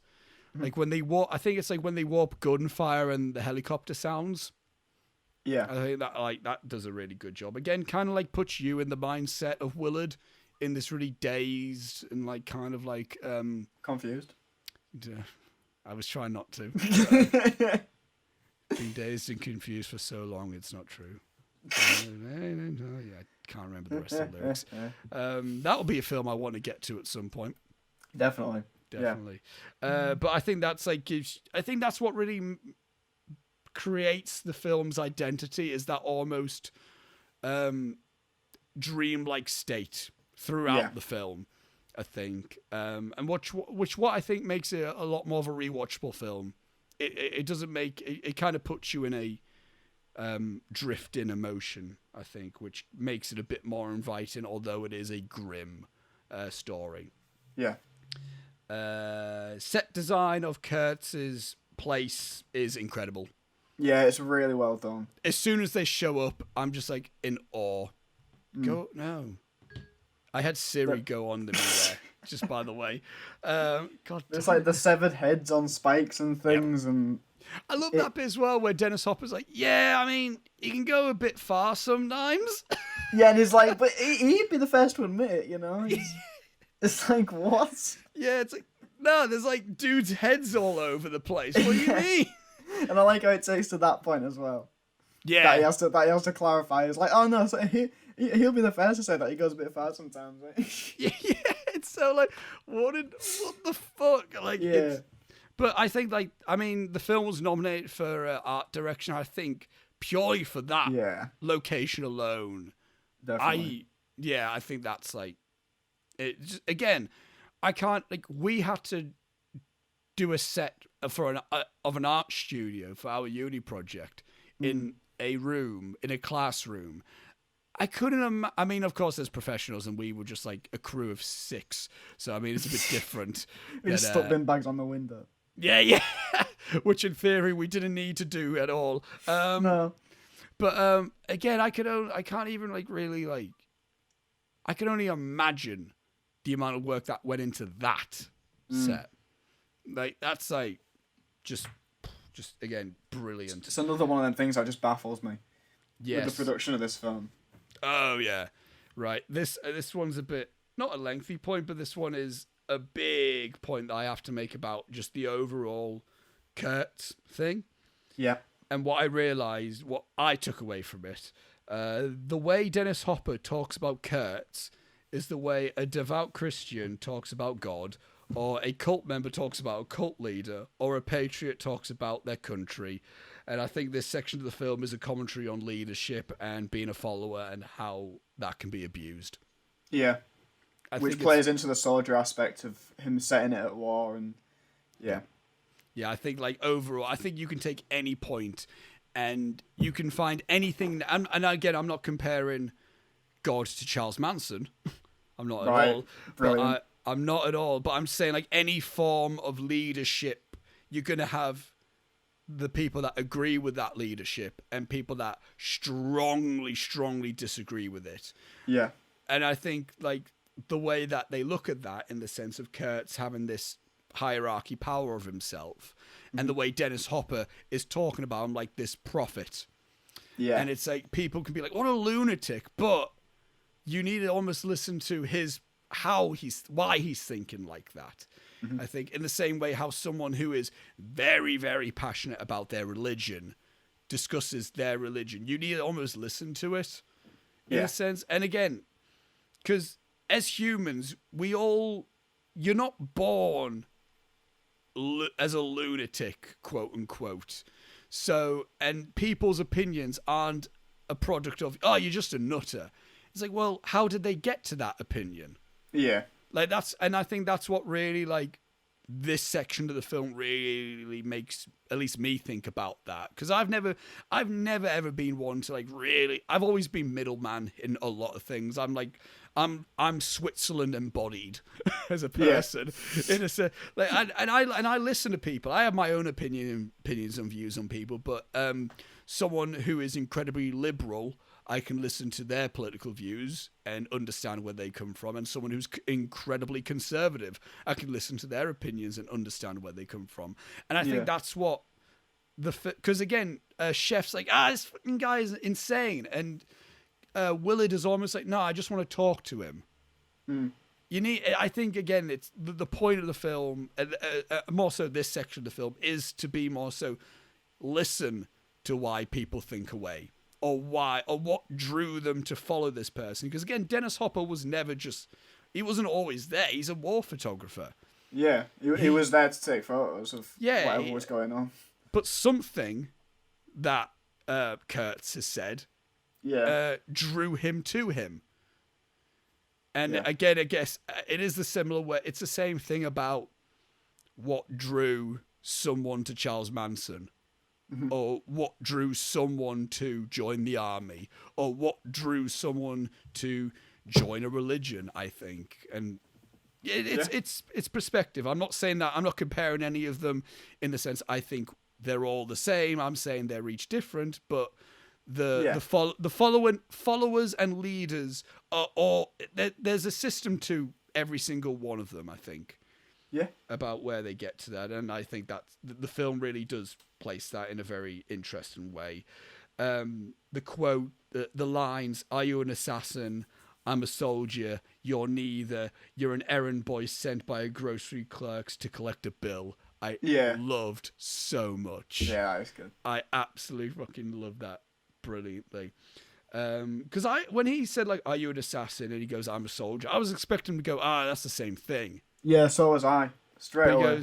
But he instantly goes, "No, you're not any of them. You're just someone doing a job for someone." Which it is. It is exactly that. And when you break it down, it is like, holy shit, yeah. Yeah. Fucking hell. I put this down from remembering it all happened. Captain Willard grows further obsessed with Kurtz as he's reading more files and letters on him. Yeah. Which I think is a very interesting thing, because he immediately goes from being like, just kill the guy, and then he's reading more about him, and he's almost putting himself in that place. Which, again, as I said earlier, about how I think that the film is almost like what happened to Kurtz, but repeated. Yeah. And the more I think Willard reads about Kurtz, the more he's like, oh, yeah, I'm thinking this way as well. Mm-hmm. Which I think is fascinating. And that idea of leaders and followers is kind of shown there. Yeah. And even, I mean, there's a direct reference to Charles Manson and the Manson murders. Yeah, there's a newspaper in the film. There's a newspaper article about it, and I think that is definitely a large theme of this film. Leaders and followers, definitely. It is blind following and all that kind of thing. Yeah, definitely. Yeah. And again, it can be looked upon in anything, and I think the film manages to be a commentary on all of those things in one go, without directly referencing one specific thing or another. It's really clever. Yeah. I love how the end bookends the film. Mm-hmm. As he does every time. Yeah, he loves the bookend stuff. But the end, the song "The End," and creating a definitive link between the themes of the song and the film. Yeah. And because the song's a bit over 11 minutes long, it's a long one for song standards. And I'm not brave enough to break down that song, because Jesus Christ, if you like delve into I don't think I'm brave enough to break down anything Jim Morrison. No. But I think the song and the film, you can almost listen to the full song of The End as like an emotional recap of Apocalypse Now. Yeah. Like, it has all like the themes and the feelings that it portrays. And again, I think with the fact that it's not just, it's just the opening song, the fact it also plays at the end, it almost says, Apocalypse Now is almost a film adaptation of the end. Yeah. In a sense. Again, without really breaking down the actual meaning of the song, because this is a film discussion podcast. And we're not lunatics. Not a music discussion podcast. And yeah, as you said, I'm not even going to try to get in the head of Jim Morrison. It's not worth it. No. God damn it. The slaughter of the water buffalo is interspliced with the murder of Kurtz, communicating it as a sacrificial death, more so than just a straight up murder of a man. Yeah. And again, with Brand as well being quite broad as well, almost a bit like a water buffalo in a sense. Again, all this was unintentional in the sense of timing and everything. And it was mostly the edit that put it together. Yeah, definitely. And I've got a bit of a thing here because I'm not sure if you know much about that specific scene. The water buffalo slaughter in the film was real. The scene was inspired by a ritual performed by a local tribe, which Francis Ford Coppola had witnessed alongside the crew and his wife, who was filming the ritual for the documentary Hearts of Darkness, a filmmaker's apocalypse, which that's a really good documentary to watch, Robbie. Yeah. Although it was an American production subject to American animal cruelty laws, scenes filmed in the Philippines were not policed nor monitored. The American Humane Association gave the film an unacceptable rating. I know that's a piece of trivia, but it links with what we're currently talking about, which is why I think like it works. Like he goes and talks to Kurt, and Kurt almost says like, again, as you said, I'm just waiting for someone to put me out. And again, that the edit of showing the water buffalo slaughter and the killing of Kurtz. He's now no longer a errand boy trying to collect a bill. He's now someone performing a sacrificial end to someone's life. Yeah. It's more of a savior. Yeah. To these people who come under the thumb of this guy. Yeah. And this deranged man. And even he's not happy with himself. He's like, it needs to go. Mm-hmm. And I just think I think it was a really well done edit. I love that the final word spoken of the film is the horror. Yeah. I love that because, again, it could have been anything, but that's the final words. Not only uttered by Kurtz, but in the film itself. Yeah. And I also find it incredibly interesting that there is no credits. No. It ends. He goes the horror. It fades, and then it went back to the menu screen for me, which I find quite like it. It allows the film to sit with you a lot more, and ponder what you really just watched. I think, and I think it's quite a beautiful way to end that film with literally nothing, because it could have very well have been like, fade out.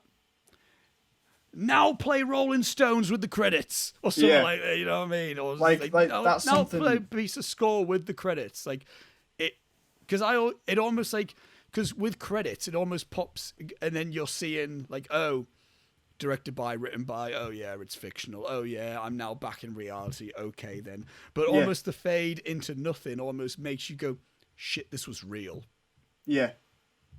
And and you don't associate the characters with actors. It's like these were the characters. This was what happened. Yeah, I mean that's another thing that doesn't happen anymore. Like I watched last night. I watched Midnight Cowboy with my girlfriend, which, as you imagine, was brilliant to watch a film about male prostitution with my girlfriend. That's not a happy film either. Yeah, I know. Whose choice was that? Juliet's. I'd never seen it before. She was like, she has. Yeah, she was like, "You've never seen this?" I was like, "No." She's like, "Oh, well, we've got to watch this film about male prostitution and death." Oh God, that's and not. I was like, "Cool." I've seen it once, and I think the only way I'll ever watch it again is probably for this podcast, Robbie. Yeah, I mean, I really enjoyed it. I thought it was great. Oh yeah, it's good. But it's a good film. That's another film where it just ends. It like it's not even like there's a character death at the end. Oh, I won't spoil it for anyone who hasn't seen it. But there's just a character death at the end. The two guys are sat together. One of them is sat with the dead body, and it just cuts to black. Yeah. And there's a good 30 seconds before any credits come on. It's just a black screen for a bit, and I was like, "What? That's it?" Yeah. And then after a while, credits do come up, but it is something that doesn't really happen anymore. It's a really cool way to get to get an interest and feeling from an audience, I think. Yeah. It allows people, it gives a moment of confusion. It's like, is it over? Or think to yourself, not like, oh God, is it over yet? But like, wait, is that the end? Yeah. And then you just kind of sit with it for a bit. And then it's like, now the film's end. You can go now if you want. And then you just kind of shout another one. I think Prisoners did a similar type of thing where that just kind of when that ended, that kind of sat with a black screen for a bit until credits start on. Because I remember the feeling of seeing that in the cinema, just being like, whoa. And I think the way, I think that's it's a very impactful way to end a film. That's why part of me was when, again, not talking too much spoilery about the film because I want to finish it one day. But the uni project we did, that was part of my reason why I just wanted the end to happen and then the end title card and then fade. Yeah. It is a really powerful way to end a film, I think. Just have it ended. And with that being said, that's my notes for Apocalypse Now. I think that I think this is the deepest I've delved into a film. Yeah. Discussing about. I think there's a lot of themes to discuss and a lot of themes that you can look into with this. Yeah. In many ways you can interpret certain pieces of dialogue as we've discovered here. But yeah, I do think it's a film that within time, it's going to be one of these ones that's going to stand. I can't Yeah, there's no way it's not going to be talked about. No matter forever. Yeah, for as long as that there's hate and pain, this film will always be relevant, I think. Yeah, exactly. And as history has told us, something will always happen. Yeah. That will make this tragically relevant I think. Yeah. But overall, I do think it's on a little bit more of a positive note with the film. I think it's beautifully made. I think it's a very important film within filmmaking. Without a doubt, yeah. I think. But yeah, it's I might prefer, for my personal opinion, it might be my favorite Coppola film, which is mental for me to think because of how much I absolutely adore The Godfather. But I can't say that I like this any less. And again, this is me talking from the theatrical version, which does feel very streamlined, does feel very contained, and everything is necessary. And I can understand the Redux version. Where what the Redux sounds like. You know, like one of these editions where you watch a film and goes, oh, if you're a fan of the film, see what got cut out.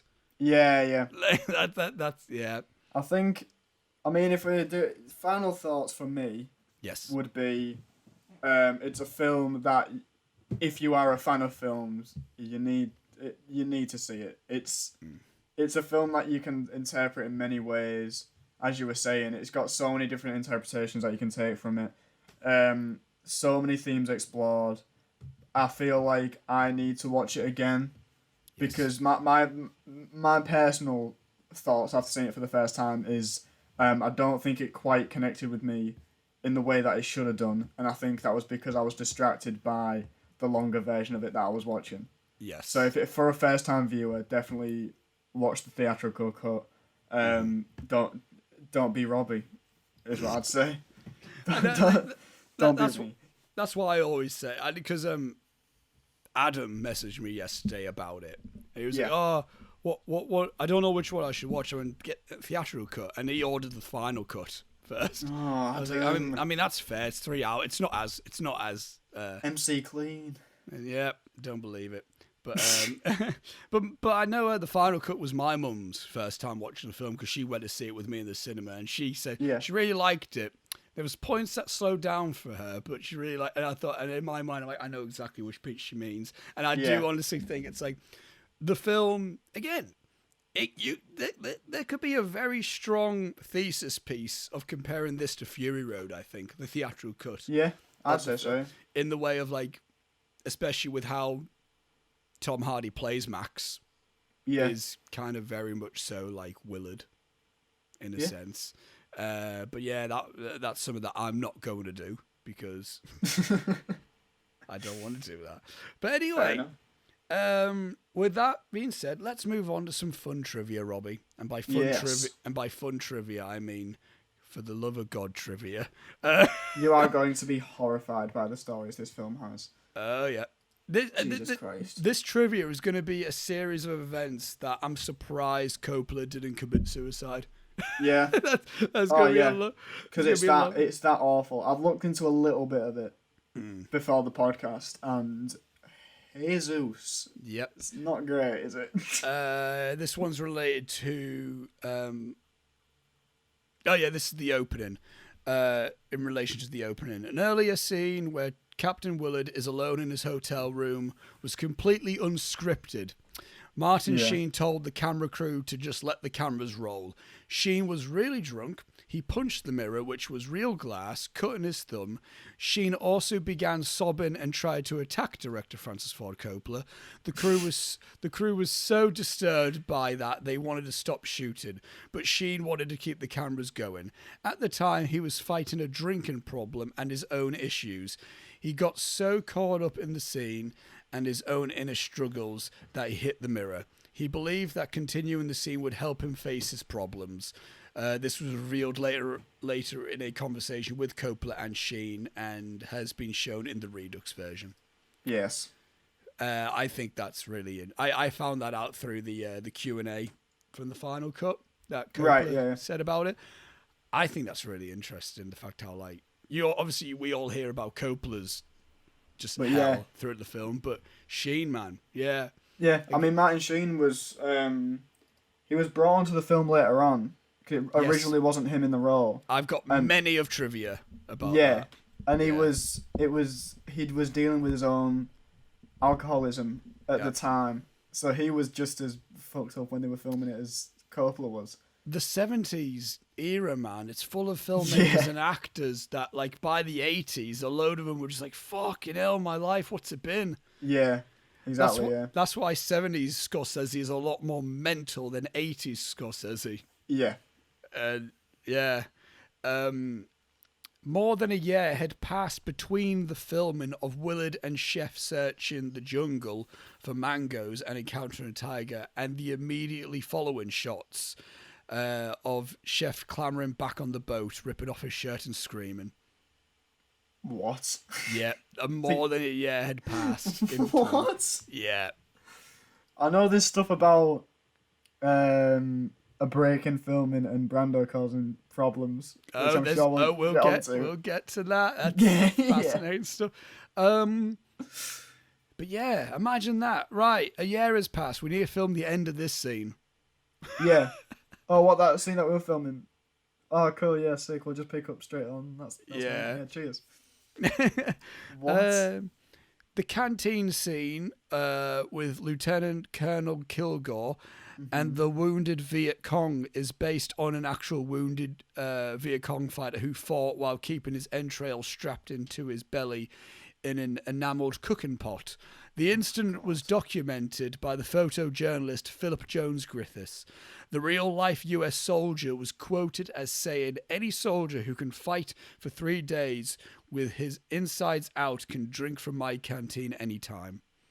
So, Jesus. I mean, that's pretty much word for word the line that Kilgore says.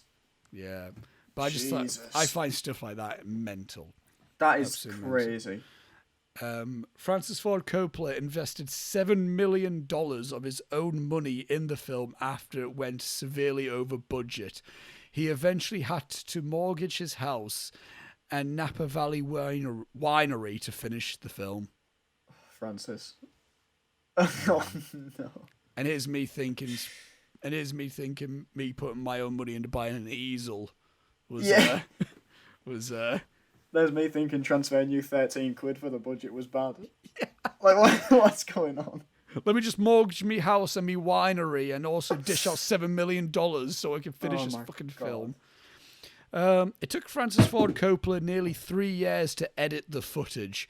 While working on his final edit, it became apparent to him that Martin Sheen would be needed to tape several additional narrative voiceovers. Coppola soon discovered that Sheen was busy and unable to perform these voiceovers. He then called Sheen's brother, Joe Estevez, whose voice sounded nearly identical, to perform the new narrative tracks. Estevez was also used as a stand-in when Sheen suffered a heart attack during the shoot in 1976. Yeah. Estevez was not credited for his work as a stand-in, nor for his voiceover work. What? Yeah. I wouldn't have known that at all. Yeah. Francis Ford Coppola lost £100 while filming. Fucking Christ. And another, as you said, Francis Ford Coppola shot nearly 200 hours of footage. Yeah, mental. Crazy. It's like some form of million feet of film or something, wasn't it? Imagine being that fucking editor. It was 4 people on it that edited it. I think so. Yeah. Like. Oh my yeah. God. That's because it came out a year later than it should have done, and it took them 2 years because it took them 2 years to edit it. Yep. Jesus Christ. There are no opening credits or titles. The title appears late in the film as graffiti, which reads "Our motto: Apocalypse Now." The film cannot be copyrighted as Apocalypse Now unless the title was seen in the film. Oh, so that's why it's graffitied. Which I find very interesting. Which I guess that's right. It's like, well, what's the proof that that's the name of the film? Yeah. Which I did not know that, but apparently that's a thing. Like the title of the film needs to be somewhere in the film in order to have copyright claims to it. Well, that explains, what are we? Some kind of Suicide Squad? God damn it. What a film. Yeah, you can say that. Shooting, originally scheduled for 6 weeks, took 16 months. Imagine that! Oh my God. How would he have shot that in 6 weeks? I don't know. What?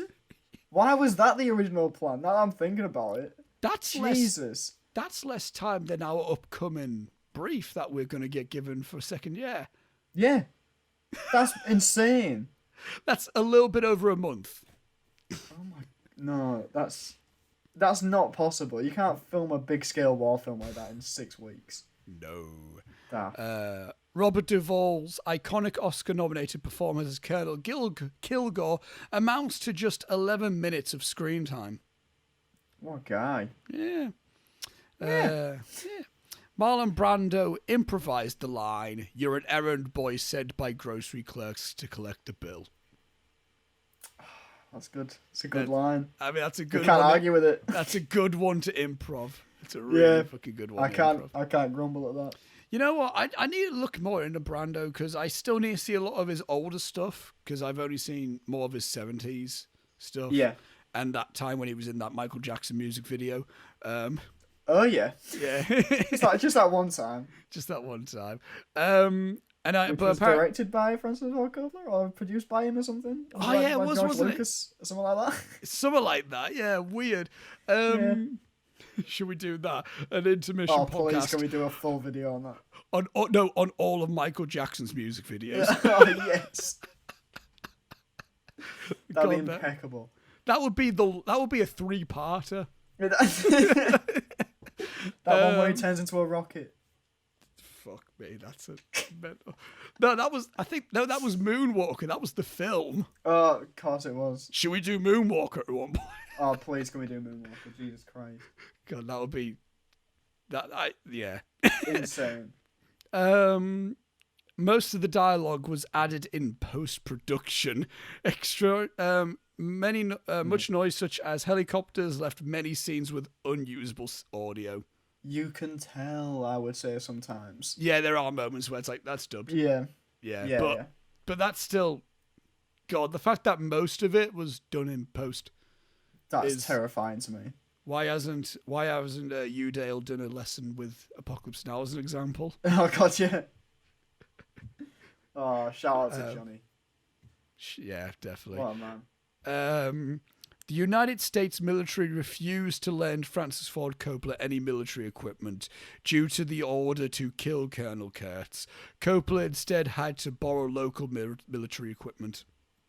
And wasn't it taken away from him at one point to go and fight their own war? There's a bit in there. I'll get to it. Harrison Ford was allowed to pick his own character's name. He chose G. Lucas to honor George Lucas. Aww. Yeah. This will have been after the first Star Wars, yes? 2 years after, yeah. 2 years after. That's cute. While... What a cutie pie. What a cutie pie. While in pre-production, Francis Ford Coppola consulted his friend and mentor Roger Corman for advice about shooting in the Philippines. Corman's advice, don't go. Jesus. I mean, he was right. Yeah. As we get more into it, you realise, he was probably right. I mean, we got an incredible film out of it, but, I mean, God bless him.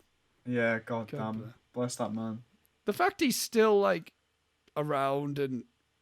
He still makes movies to this day. They're straight to DVD, but he still makes movies to this day. I think his big claim to fame at the minute is he's got his own wine business, so, Yeah. Fair to the man. He's good on him. And, he's producing a lot of his kids' stuff, I think, so... Yeah. Good on the fella. Good on the guy. Marlon Brando so angered Francis Ford Coppola that Coppola turned over the filming of Brando's scenes to assistant director Jerry Ziesmer. God. So I'm done. Take him. You deal with him. I mean, some of the stuff in Godfather Part 2 could have led to this. Yeah, possibly. When he was like, no, I'm not coming. I'm not coming. It's like, fuck's sake, how are you? Dickhead, mate. This is the equivalent if I was furious with Joe and I just walked down and let Talia direct the scenes. Yeah. I was like, I can't deal with him. You take. You do it. I would like to reiterate that was never a close thing to happen. Not even once. Not even once. We love you, Joe. I sometimes question if I was even necessary as a director because he was just on top of it. Yeah, he was pretty darn good. Francis Ford Coppola believed that Marlon Brando was familiar with Joseph Conrad's Heart of Darkness, the novel on which the movie is based on. When Brando arrived on set, Coppola was horrified to find that Brando had never read Heart of Darkness, did not know his lines, and had become extremely overweight. Kurtz had always been written as a tall and very thin man. After some panic, Coppola decided to film the 5'10" Brando as if he was a massively built 6'5" brute to explain his size, and kept the camera away from his huge belly. That's absolute prick. Yeah, because apparently specific instructions that Coppola gave Brando was like, right, turn up on set, we need you to be really skinny and long hair. He shows up fat and bald. Fuck's sake. Why though? I don't understand. Literally the opposite. Yeah. Literally the opposite. It's like you have to try to be an arsehole at that point. It's like, was it just for the sake of being a dick? I don't know. Well, I don't understand. Apparently, a big thing was Brando was having weight issues just generally at that time period, and he felt quite he felt self-conscious about it. But also this film is a perfect excuse for you to fucking get into shape. Yeah. Just do. He's got the money for a trainer and stuff. Yeah, wait, come on. You did The Godfather. I know. I think this is the last. Oh no, there's a few more Brando bits after this bit. But brilliant. Yeah. Marlon Brando improvised a lot of Kurtz's dialogue, including an 18-minute speech, 2 minutes of which survived the final cut. According to Peter Manzo's book Brando, Mead Roberts, screenwriter for The Fugitive Kind, later heard the entire monologue and said that while some of it was incoherent, most of it was brilliant. At the end of the speech, Brando reportedly said to Francis Ford Coppola, "Francis, I've gone as far as I can go. If you need more, you can get another actor." What? What? It's like Joe just coming and reading all of his lines in one shot and then going, right, that's my bit. I'm off now. I like how Brando's like, "Oh, that's all I can do." And then Coppola's like, "That's all you can do, is it? That's all you can do?" That's ridiculous. Marlon, let me take you to one side and show you this gun that's been by my bedside every fucking night. Tell me what you've been through now. Jesus Christ. And speaking of such, Francis Ford Coppola threatened suicide several times during the making of the film, which rough, absolutely rough. Martin Sheen had a heart attack during the film, and some shots of Willard's back are of doubles, including Sheen's brother, who was flown out specially for the film. Francis Ford Coppola and Sheen were so worried that backing would be withdrawn by the studio and distributor if news of Sheen's heart attack leaked out that they both kept it quiet. The official shoot scheduled said Sheen was hospitalized due to a heat exhaustion. Right. So, yeah, they kept it on the down low. They kept it on the DL. Yeah. Yeah. When Francis Ford Coppola asked Al Pacino to play Willard, Pacino turned him down, saying, "I know what this is going to be like. You're going to be up there in a helicopter telling me what to do, and I'm going to be down there in a swamp for 5 months." The shoot actually lasted 16 months. Pacino also said if he had signed on, it would have also felt like a stunt cast and like a gimmicky Godfather reunion. Just fair. Yeah, that's fair. He clearly was not happy after Godfather Part 2, was he? Oh, when he was just like, it went on too long. Yeah. I recently watched a thing of him with GQ of him going through his films. Oh, yeah, And now, obviously, he speaks a lot more fondly of the film now, and I think it's all in hindsight, really, of it all. But Christ, at that time, I can imagine he was like, for fuck's sake, it's going to be... Oh, yeah. If he got... I mean, good thing he wasn't in the film, because if he got annoyed at Godfather 2, imagine him on this film. Oh, God, yeah, no. No. In a 2006 interview, screenwriter John Milius said that after he had written the now famous line, "I love the smell of napalm in the morning," he thought to himself, "This is over the top. This will be the first thing they take out." What the hell? And yet it's the most famous line. It's the iconic line of the film. Yeah. Marlon Brando was paid $1 million in advance. He threatened to quit and keep the advance. Francis Ford Coppola told his agent that he didn't care, and if they couldn't get Brando, they would try Jack Nicholson, Robert Redford, or Al Pacino. Brando eventually turned up late, drunk, and about 88 pounds overweight. He admitted he hadn't read the script or Heart of Darkness. He read Coppola's script and refused to do it. After several days of arguments over single lines of dialogue, Coppola agreed to do an ad-lib style script with Brando filmed mostly in shadows. Absolute prick. Oh, that's one thing I didn't note. In my notes, it's still relevant to this point. Where's it at? Where's my point at here? Kurt is always shot dimly lit with a form of spotlight, as if he is a holy presence, which is why I think it's incredibly weird to have a shot of him in the daytime. Yeah, he's like surrounded by children in that shot, and it's entirely in the day. Yeah, but he is shot from waist up. Yeah, I'm guessing to not, and it's a low angle shot. Yeah, but I like that choice there. But the fact how he was like. Just argument over single bits of line. He was like, "Fine, ad-lib it." It's just daft. At that point, I can totally imagine Francis Ford Coppola would be like, "You know what? Fuck it, just do it. I don't give a shit anymore. Just get it done." Yeah, just do it. Because I could see, because if I was in that place, that would be my thoughts. Like, you know what? Fine, do what you want. Yeah. I don't care. I don't care anymore. Just get it done. I want to be over with. I want to go home. Yeah, that's it. It's like I've been in the Philippines for months, mate. Just like... Please. Jesus. Harvey Keitel was initially cast as Willard. 2 weeks into shooting, Francis Ford Coppola replaced him with Martin Sheen. According to Coppola, one piece of film with him made it into the final cut, a shot from the distance of the riverboat as it is moving through the water. Oh. Yeah. Oh, that's an interesting... I didn't know who it was that Martin Sheen replaced, but hearing that it's Harvey Keitel makes a lot of sense. Yeah. You know, I kind of like Sheen in the role. It's like his look kind of has a bit more of a softer... Like, yeah, he does, yeah. And he has... I think, like, Sheen has a lot more expressive eyes, I think. Yeah. And it does... I think Sheen's performance and Sheen's, like, look kind of almost gives it a bit more... Helps with that more psychedelia with, like, his eyes, like, the way he looks a lot younger and... Yeah. Yeah. I'm not sure if there was that much of an age. I think maybe he was a bit younger than Keitel, but he has a bit more youth to him in that.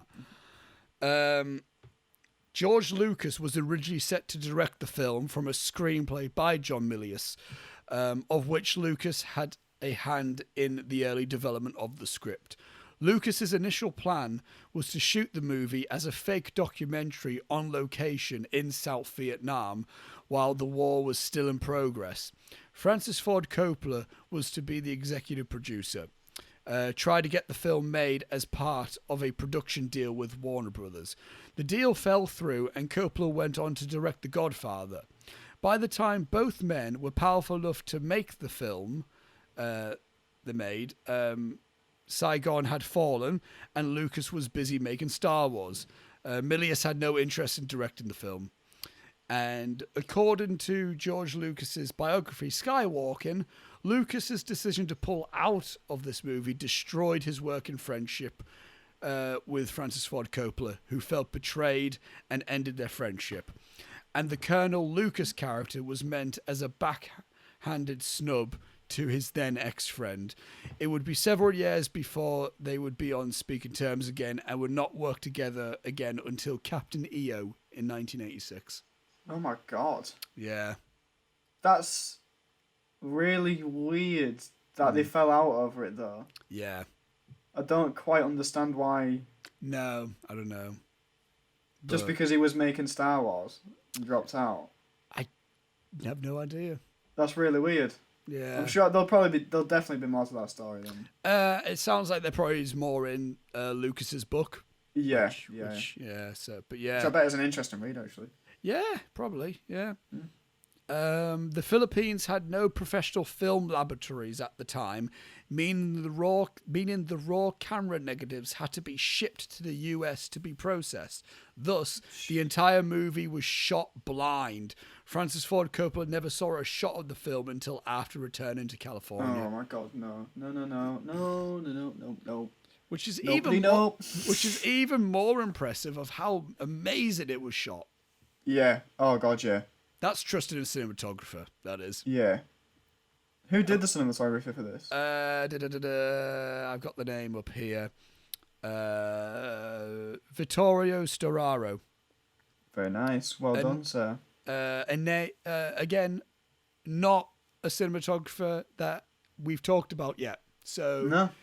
Coppola used Gordon Willis for The Godfathers, he used someone else for The Conversation, and he used another person for Apocalypse Now, which I find interesting. Yeah, I guess it creates distinct visual styles for each film, which works well, I think, in terms of making each film separate. Yeah, but you can still tell it's a Coppola film. Yeah. But more in the storytelling than in the look of it itself. Definitely, yeah. Sam Bottoms, who played Lance, was on speed, LSD, and marijuana during the shooting of parts of the movie. You can tell. Yeah, of course he was. That's excellent. I wonder if he did just drop acid in that scene and they were like, just film it now. He was probably being genuine to the guy. Yeah. To the other actor, he's probably just telling him. Yeah, to Frederick Forrest, he was like, I've just dropped acid. Jesus Christ. Clint Eastwood turned down the role of Captain Willard because he felt the film was too dark. Fair enough. I mean, yeah. Yeah. Again, I'm glad Eastwood didn't take that role. Yeah, no, it's better. It's better off that way. With Shane, yeah. I feel like if Eastwood was the lead, it would have been a Clint Eastwood film as opposed to exactly what it is. While in the movie, the main character is sent to kill Kurtz. In the source novel, Heart of Darkness, the main character is sent to rescue him. Oh, interesting. Yeah. Which he kind of does because he wants to die. Yeah, so it modernized it. Modernized in a sense. The film, this is the first film to use the 70mm Dolby stereo sound system. Nice. Which I like hearing like technical things like that of like what was the first or last. It's like when we were on about The Godfather, how that was the last film to use the traditional Technicolor process, and interesting that this was the first one to use the 70mm Dolby stereo sound system. Cool. The opening track and shot of the film was originally a discarded trim from the footage of the Village napalm attack. While going through the trims, Francis Ford Coppola accidentally stumbled on the trim and added it. He later said that having that trim complemented well with The Doors' The End and the accompanying montage, which I agree with. Yeah, I'd say so, yeah. I think that works well with it. That's not quite to the extent, but that's similar to when I was editing Untitled a year ago. Gary shot a few random as we were waiting for the tide to go out on the beach scene. Gary just shot some random B-roll of like seagulls and boats and stuff. And then as I was looking through the footage, I was like, "Oh, that'll work well as a transition." And but yeah, and so like things like that, I think like so I just like hearing things like that, things that weren't meant to be. Just got shot in it. Like, weren't even storyboard or anything. It's just... worked. Yeah. According to screenwriter John Milius, he wrote the entire script of the movie listening only to music by Richard Wagner and The Doors. To him, The Doors had always been music of war. When he mentioned it to the band, they were horrified. Ironically, the lead singer, Jim Morrison, was a son of George S. Morrison, an important admiral of the United States Navy. Oh. Yeah. Interesting. Yeah, but I mean, again, I'm not massively familiar with a lot of the Doors' discography. I knew a good few of their songs, but I can totally see music of war in a lot of their themes. Oh, definitely. Francis Ford Coppola went to UCLA Film School with all the members of The Doors, including Jim Morrison, who agreed to let Coppola use the master recordings of their music for his Vietnam film.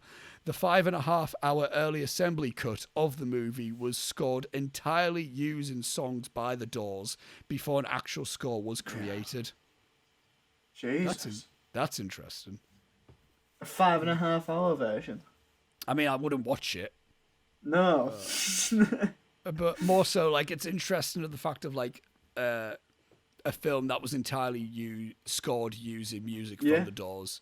I think it's an interesting concept. Yeah, it's pretty cool. The total length of film printed for the movie was approximately 1,250,000 feet, about 230 hours of footage. Jesus Christ. Oh, God.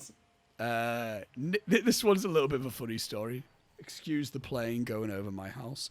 So what? Nick Nolte had said that he had never wanted a role more than Captain Willard, and was very disappointed when Francis Ford Coppola picked Harvey Keitel for the part. When Keitel was fired, Nolte thought the role was his, but Martin Sheen eventually won the role. Imagine. Bless him. Yes, it's mine. No. Finally, I've been waiting so long. Oh, no, never mind. It's Uncle Ben. I did think to myself a lot, because I realised Of course you would think Uncle Ben.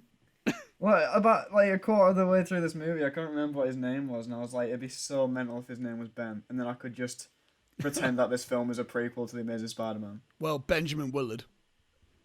Oh my God. Wait, is that actually his name? Yeah. Holy shit. Mate, that's amazing. Apocalypse Now is a prequel to Amazing Spider-Man. Confirmed. Does that make Amazing Spider-Man any better? No. No, not at all. No. Not even slightly. Jesus Christ. According to an interview given by Robert Duvall for National Public Radio's Fresh Air, on July 22nd, 2010, Colonel Kilgore's name was originally going to be Colonel Carnage, but they changed it to make the statement less obvious. That's so funny. So Colonel Carnage. Venom 2, Let There Be Colonel Carnage. Exactly what I was thinking. That is excellent. I like that. They thought they would change it because they thought it would be, a little bit too much. Yeah, it's a bit much. You know what? Maybe Let There Be Carnage is a bit much for a subtitle, but who's to say? But we're talking about Venom 2. Like, really? Why is that happening? Knock, knock. Please never let the devil in. Venom. I can't wait for the next Eminem song for the second one. Who's going to be featured in it? We need someone else to play quote unquote Carnage in the music video. Oh my God, I don't know. Marilyn Manson or something. I don't know. What a combo! Why not? What a combo! Get Ozzy Osbourne back, he'll do it. The iconic opening scene of the palm trees burning under a storm of napalm involved the destruction of a real forest. Around 1,200 gallons of gasoline were poured over the palm trees and then set alight.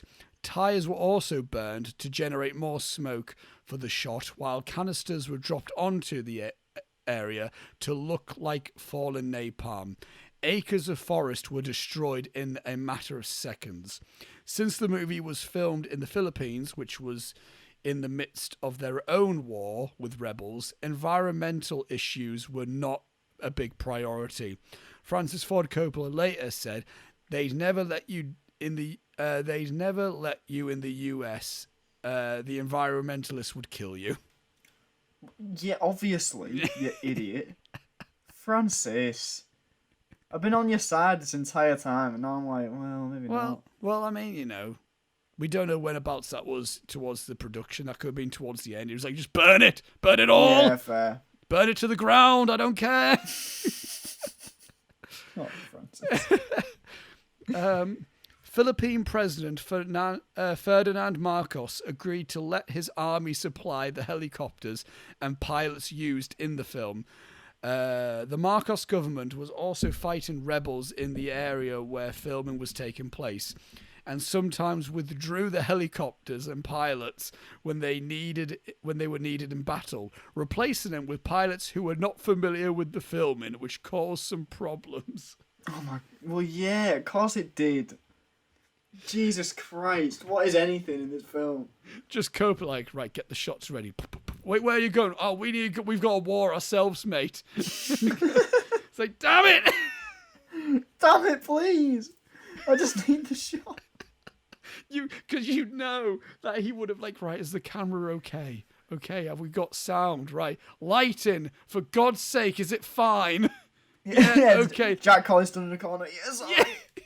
Right, let's go. Why are the helicopters going? Where are they going? Oh, God bless Francis. Jesus Christ. James Caan was Coppola's first choice to play Colonel Lucas. Caan, however, wanted too much money for what was considered a minor part in the movie, and Harrison Ford was eventually cast in the role. Yeah. There's a theme here about Caan wanting money for small roles. There is a little bit, isn't there? How much do you demand for Elf? You don't want to know.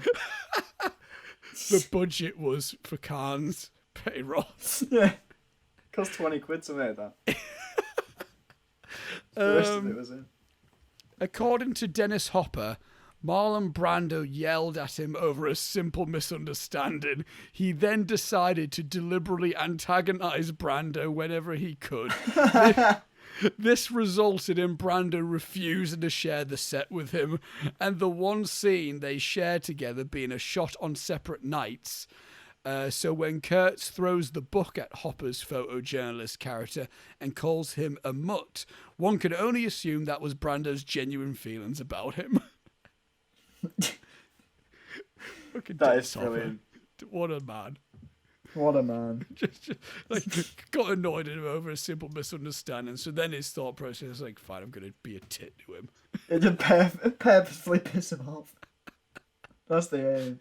I mean, as Dennis Hopper, that like good on him. But imagine being Coppola trying to like sort like being the director within that scenario. Like, just stop, please, Dennis. Yeah.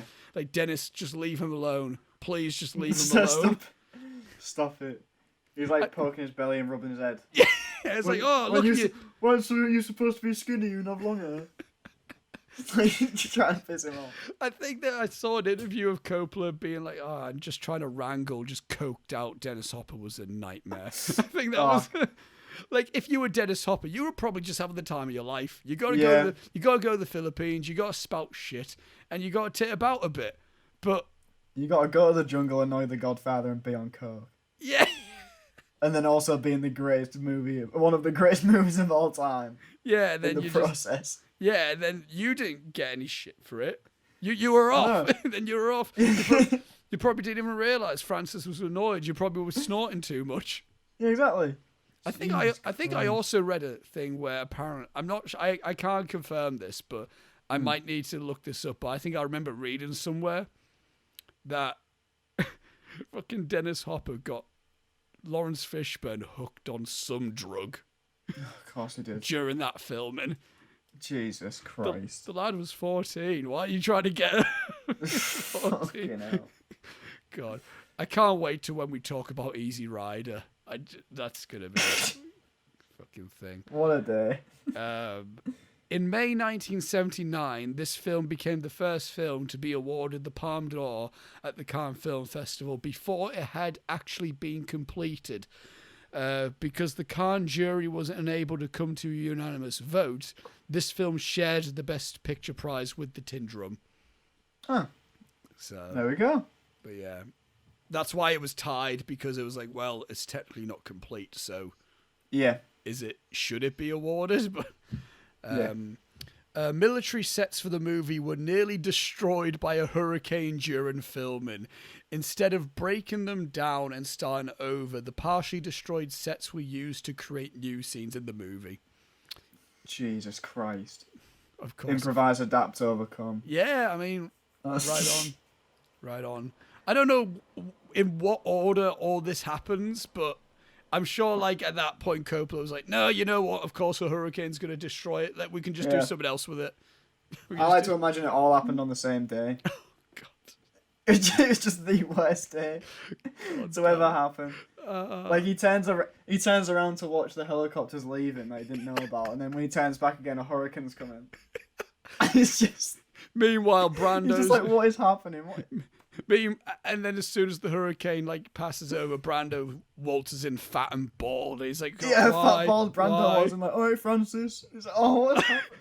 It's like, right, right, Brando, just go to page like 100 and we'll go from there. And he goes, what's a script? Of what?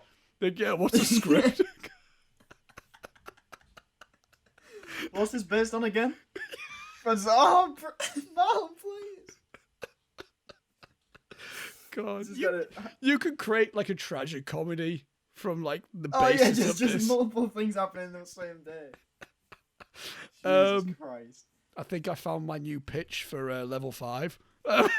Yep, it's perfect. I just need a hurricane to crash into a set. I can do it. I've been learning CG. There you go. Francis Ford Coppola played the reporter on the camera crew that was yelling at Willard during the beginning of the air cav scene with Robert Duvall. The actors that were to play the camera crew didn't show up, so Coppola stood in as the reporter. Brilliant. So he cameoed because the other actors just didn't show up. For fuck's sake. Oh, God. A man shouldn't. What man doesn't deserve this much hell for filming? No, he doesn't at all. He just wanted to make a war film. Just wanted to make a war film. Steve McQueen was the first to turn down the role of Captain Willard. He had initially verbally agreed to play him when Coppola agreed to his salary of $3 million. But after thinking about the fact the work would require several months of on-location shooting in the Philippines jungle, McQueen told Coppola he would rather play the Kilgore role instead, which would require much less location work, as long as he would still be paid his full salary. Coppola, who was essentially self-financing the movie, simply couldn't afford it and said no. For the better, I think. Yeah. Yeah. I'd say so. Leading on to Steve McQueen, still most the Steve McQueen point. When Steve McQueen was being pursued for the role of Willard, the script was called Apocalypse 3, as it featured 3 main characters, including a helicopter pilot. Gene Hackman reportedly was considered for the role of the pilot, and it was Francis Ford Coppola's idea initially to cast the 3 roles with stars, which would have been interesting, actually. Yeah, I'd like to see Gene Hackman in this. But I'm also happy with how the film turned out, with who we had in it. Yeah. Oh, God. Go away. I accidentally opened something. Hang on. On my computer. Right. Here we go. John Milius explained how he had come up with the title Apocalypse Now. Apparently, this was derived from a very popular tattoo among the hippie community of a peace sign that said Nirvana Now. Milius, by adding just a couple of extra lines, edited the piece symbol to make it look like a circle with a B-52 bomber in the middle, and changed the slogan to Apocalypse Now, which I think is pretty neat. Yeah, that's pretty cool. Even the title itself derives from... It's a good title. Yeah, it's a solid title. Even that derives something from the hippie culture of the time, which is pretty neat. The visit by the Playboy Playmates was based on an actual visit by 1965 Playmate of the Year Jo Collins. She was so popular with the troops that she was made an honorary GI. The Playmate, the Playmate of the Year in the movie was played by Cynthia Wood, 1974 Playmate of the Year. I love that. Just like troops, like genuinely made someone an honorary GI because she gave them a boner. That's brilliant. That's basically what that is. Excellent stuff, lads. Well done. I mean, good honor. Fair enough, Jo Collins. Good honor. Here's some interesting points here. Orson Welles wanted his first feature film to be an adaptation of Heart of Darkness in 1939. In 1939, he presented RKO with his 174-page script for the film, but the studio turned it down, feeling it would be too expensive. They asked Welles for a more conventional script, so Welles gave them his script for Citizen Kane. Oh. And, yep. Neat. That's really interesting. Yeah. Citizen Kane, definitely a film we'll get to on this podcast at some point. At some point, yes. Yeah. I've got a somewhat schedule lined up. Right, okay, cool. Francis Ford Coppola first offered the role of Kurtz to Orson Welles, but Welles declined. Oh. Which, again, would have been interesting. That's another interesting tie with Welles, because I also read the trivia for the first Godfather, how Welles wanted the role of Vito Corleone. Yeah. So, yeah. Yeah. That would have been very interesting with Welles. Yeah, it would, yeah. As Kurtz. I probably would have actually done the script, but, probably would have read it, but, Who knows? The tape recording that Clean gets in the mail was recorded by Lawrence Fishburne's own mother. Aww. Which adds a lot more of a tragic element to it. That's really cute. Yeah. I like that. Francis Ford Coppola initially wanted to use Universal Studios' owned Sensurround sound system, but they would not let him do so. This forced Coppola to create his own version of the surround sound system. Which is why he's the first use of the... Yeah. So he's like, oh, wow. It's like, please let me use it. No, fine, fuck it. I'm going to make my own. Fine, I'm making myself. You can That's see great. it. You can see it. It's like, please, no, fine. You know what? I'll do it myself.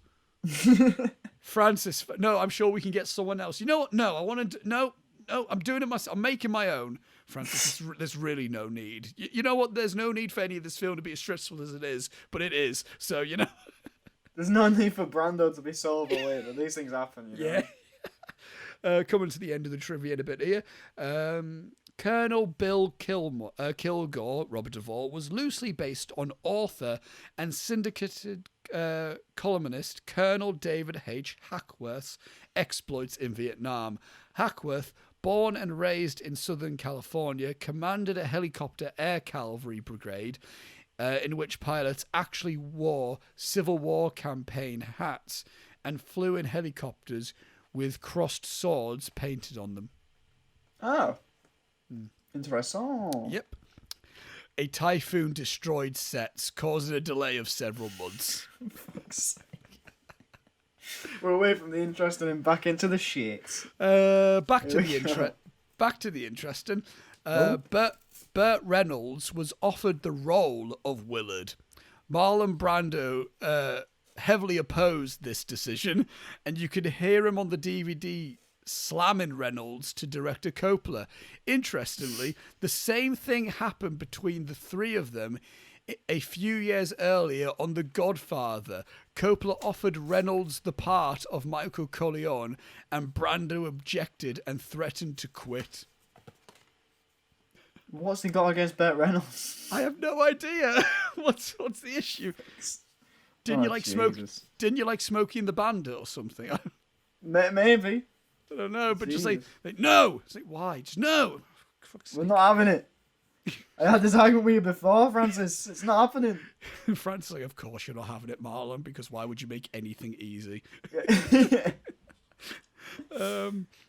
In or just before each of the scenes where a member of the boat crew dies, purple smoke from a flare is visible. A similar thematic element was used by Coppola in the Godfather trilogy, where oranges appear. So this film, we've got something. So this version is purple smoke, because that's when Clean gets killed. Yeah. Yeah.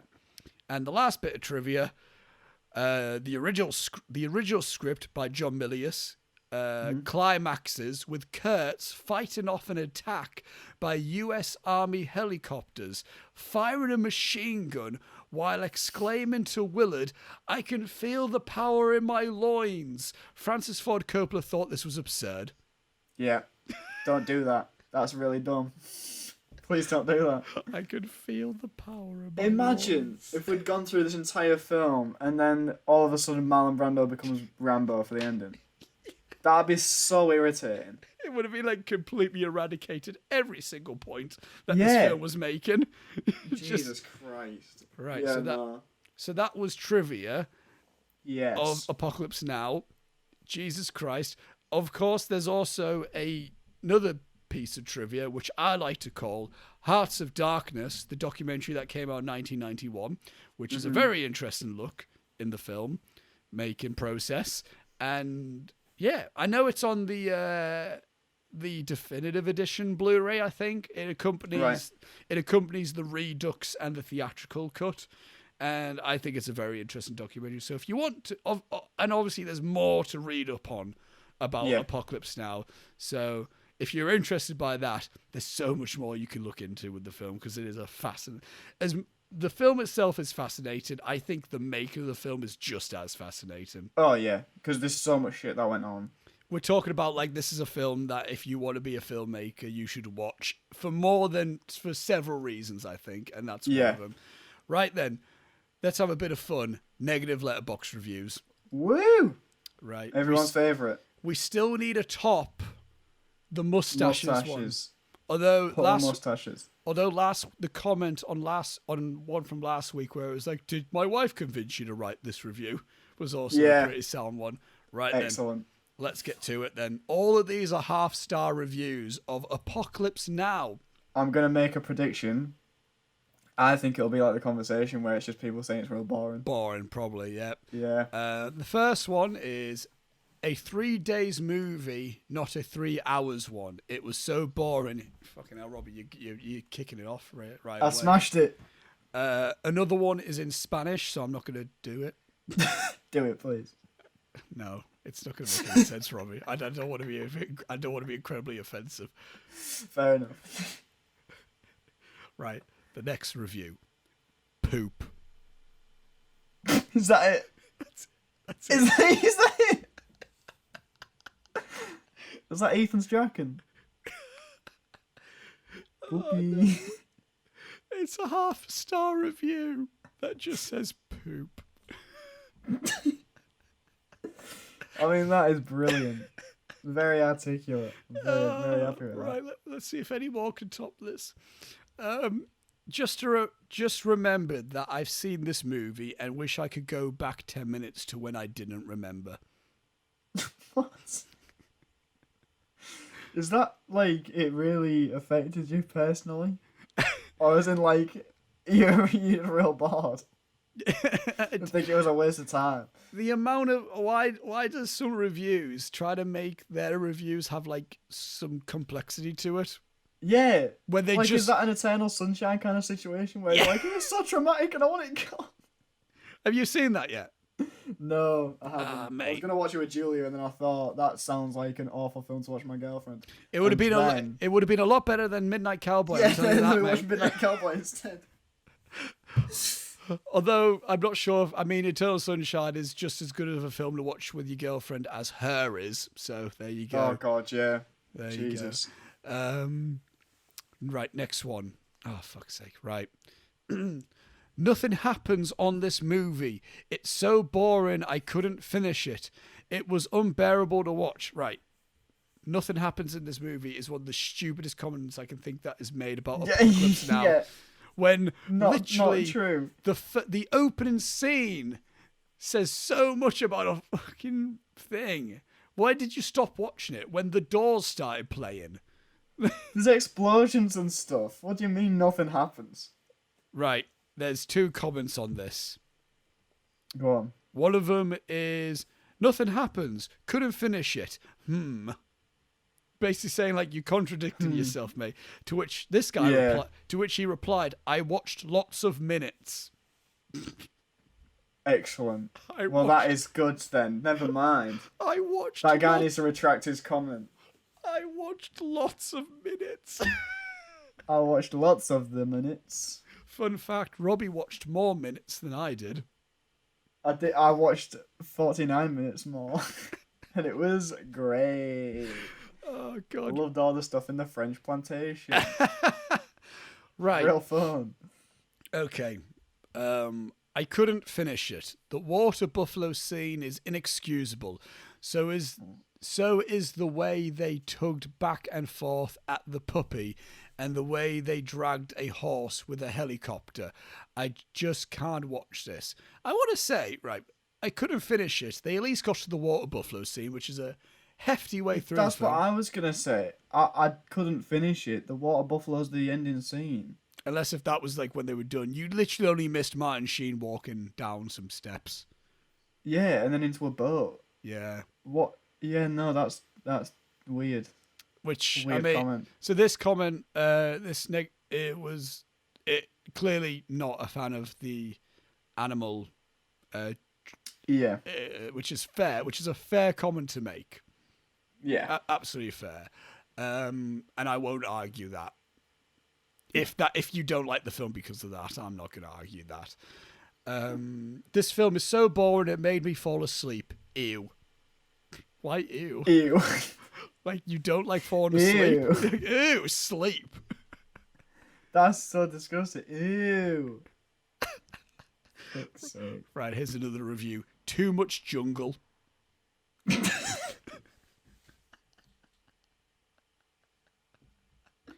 That's a great one. Oh, God. Right, we're getting some crackers in this section, aren't we? Too much jungle. And poop. Poop. And Too Much Jungle. That's excellent. That's up there with the mustaches were terrible. Oh yeah, I would agree. Too Much Jungle. Brilliant. I paid not attention to it and started working out after the first half. Not planning to rewatch this. Suck it. Probably just watch it then. That's such like a I'm such a bro dude. Oh my god. I was gonna pay attention, but then I had to work out the old biceps, lad. To which someone commented on the review saying, "I hate this." Yes, good on that person. Completely right. This fucking meathead. It's like I hate this. Just like, that sounds like something I would say. Just like I hate this. Yeah, I hate this. Hate it. Another comment. What the hell was that? That was the film Apocalypse Now. Directed by Francis Ford Coppola, based off the book by. Yeah. That Right. was the French plantation scene in the film Apocalypse Now. Boring, dumb, hated the novella Heart of Darkness, and I hate this adaptation. Well, I mean, why would you? Well, then you'll probably if you don't like the book, you're not gonna like this, are you? I haven't read the idiot. book, so I don't know. Exactly. But I mean, how Fucking idiot! You're not gonna dislike Harry Potter and then watch all 8, are you? It's like there was one review for Godfather 2. It was like, this film sucks. I hate the first film and I hate this one. It's like, well, if you don't like the first Godfather, you're pretty much not gonna really like the second one either. You're not gonna like the sequel, are you? It's gonna be like that with this one as well. It's like, I hate the book. It's like, well, don't watch the film then. What's the point? Yeah, What's the why point? would you do that? That's the equivalent of me being, you know what? I hate Great Expectations. Let me just watch all the adaptations. Yeah, let me watch every single version that exists. I actually don't mind Great Expectations, but that was the first thing that came to mind. It's alright, mate. You don't have to prove yourself to me. I don't know why I need to prove that I don't mind Charles Dickens to anyone. It's not even like I'm that passionate about Dickens. Although A Christmas Carol is the shit. It is good. No thoughts, head empty. What? And that was the last review. What's that got to do with the film? Is he just telling us it's a cry for help? Help me, please. I don't feel anything anymore. Right, but my favourite review, Too Much Jungle. Too Much Jungle. I think that's the top one of today. Today's show. I thought Poop was gonna be it, but Poop was pretty good, but Too Much Jungle I think takes the cake on that one. you know what? I think we found some of the top, the pathetic mustaches. I think Too Much Jungle. Yeah, It's Too Much Jungle's a new yeah, one. Good on you. I'm gonna credit. You know what? I'll credit the person. Congratulations, Theo. You've given us the best comment. The best I don't know review. why my brain instantly went Theo Walcott. Famous footballer Theo Walcott. Too Much Jungle. Too Much Jungle. Hate this. What's Theo's favourite films on Letterboxd? Let's have a look. Let's have a look. Oh, this is interesting. His 4 favourite films are Who Killed Captain Alex? Never seen it. Good Burger, Great. Leprechaun in the Hood, Excellent. and Beavis and Butthead Do America. Wow. So yeah, I mean, what a man. Theo, Too Much Jungle, legend. Yeah, big up Theo. Love that from you, lad. Right, so that was negative Letterboxd reviews for Apocalypse Now. Yes. I mean, loved it. Absolutely loved it. Mm-hmm. Great section as always. Am I still recording? Yes, I am. Oh my Let's god, hope that was terrifying. I am. Oh yeah, I am. My heart just sank. Right. Jesus. So that was negative Letterboxd reviews. Brilliant stuff right there. Yes. And with that being said, let's move on to the wrap up of this.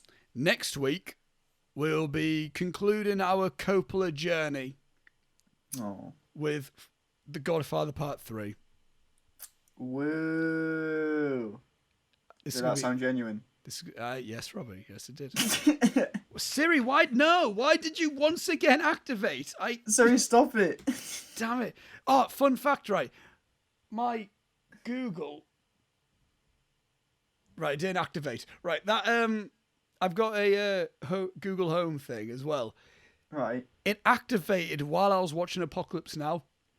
What? I just heard it going off on one, and it was like going like, "Here are a selection of restaurants close to you. Sambuca's in church." I was like, "No, stop!" I was like, What were you doing? so then I rewound it. What it thought it said was when Martin Sheen was reading the files. He said he could have been a colonel, or he could have been a general. What? And the way that Google thought that they said, "Hey Google." Brilliant. It's fine, it didn't hear me.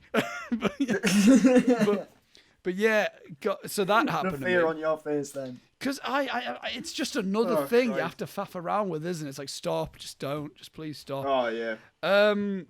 So yeah, next week we'll be talking about The Godfather Part 3. And Yes. we'll advance further on from just making the Intermission Podcast a Francis Ford Coppola podcast. Yeah, yeah, which it is at the minute. Which it is, but you What know, are we doing after Francis? a bit of 70s Pacino, Robbie. We'll go to Serpico, Ooh. and then Dog Day Afternoon, which are both directed by Sidney Lumet. Very nice. So we move on to that after then. But next week, Godfather Part 3. I think it's on Now TV. Go and give it a watch. Yeah. I would just like to say as well, go to the keep up to date with us through the Instagram and the Twitter. Yes. Mostly the Instagram. Links in the description. Do you have anything that you want to promote or say or anything? That show that I wasn't about last week happened. Mm-hmm. Thanks for everyone who did come in and donate and things. I can't remember the exact amount of money. It was somewhere in the range of £300 to £400, I believe. Nice. So that was all for the gay community generally, more specifically Black trans women. So thanks everyone for that. Sweet. Really good stuff. Nice one. And to make a change for this week, there's no Dad Oscar thing that I need to say. I don't need to be serious. Everyone's been good this week. Everyone's been good. No one's been racist. I mean, that's not true. There's Well, still that's- racism, yeah. but nothing that I need to say about racism. Nothing. Keep aware is Just- all we can really say. Yeah, I'm still keeping links in the description to it all, just because it's forever going to be relevant. Yeah. Sweet. Let's go to Godfather 3 next week. I'm interested I'm so excited. at my thoughts on the film, because Yeah. I'm going to say now, I've only seen it once. And if I'm being perfectly honest, I think my only memory of it was like, it was okay, but it was just really boring. And then as time went on, I kind of like felt like I disliked the film a little bit more. Right, okay. So I don't know if that's just general things like making me dislike something, but yeah. Okay, well, I'm excited to see how I feel about it. I know that it's apparently... If it's genuinely a bad film, then I'm excited because I like talking about bad films a lot. Yeah, it would be the first one. It would be the first one on the intermission. Yeah. But yeah, and the whole point of the intermission isn't to talk about films that we love. It's to talk about like older films. Yeah. Although I have someone in mind for a specific month that I'll tell you when we stop recording. Okay. Of a thing that might That's exciting. That might break that mold. That might break Okay. it. But yeah, again, thank you everybody for watching, listening. This I don't know how long this is. I think this might be the longest one that we've done. The Intermission Podcast. It's 1 sec. We've got 13 seconds, and it'll be exactly 3 hours long. 10, 9, 8. Do the wrap up. 3. Hello, thank you everybody for listening. 4, 3, 2, 1. Bye, everyone.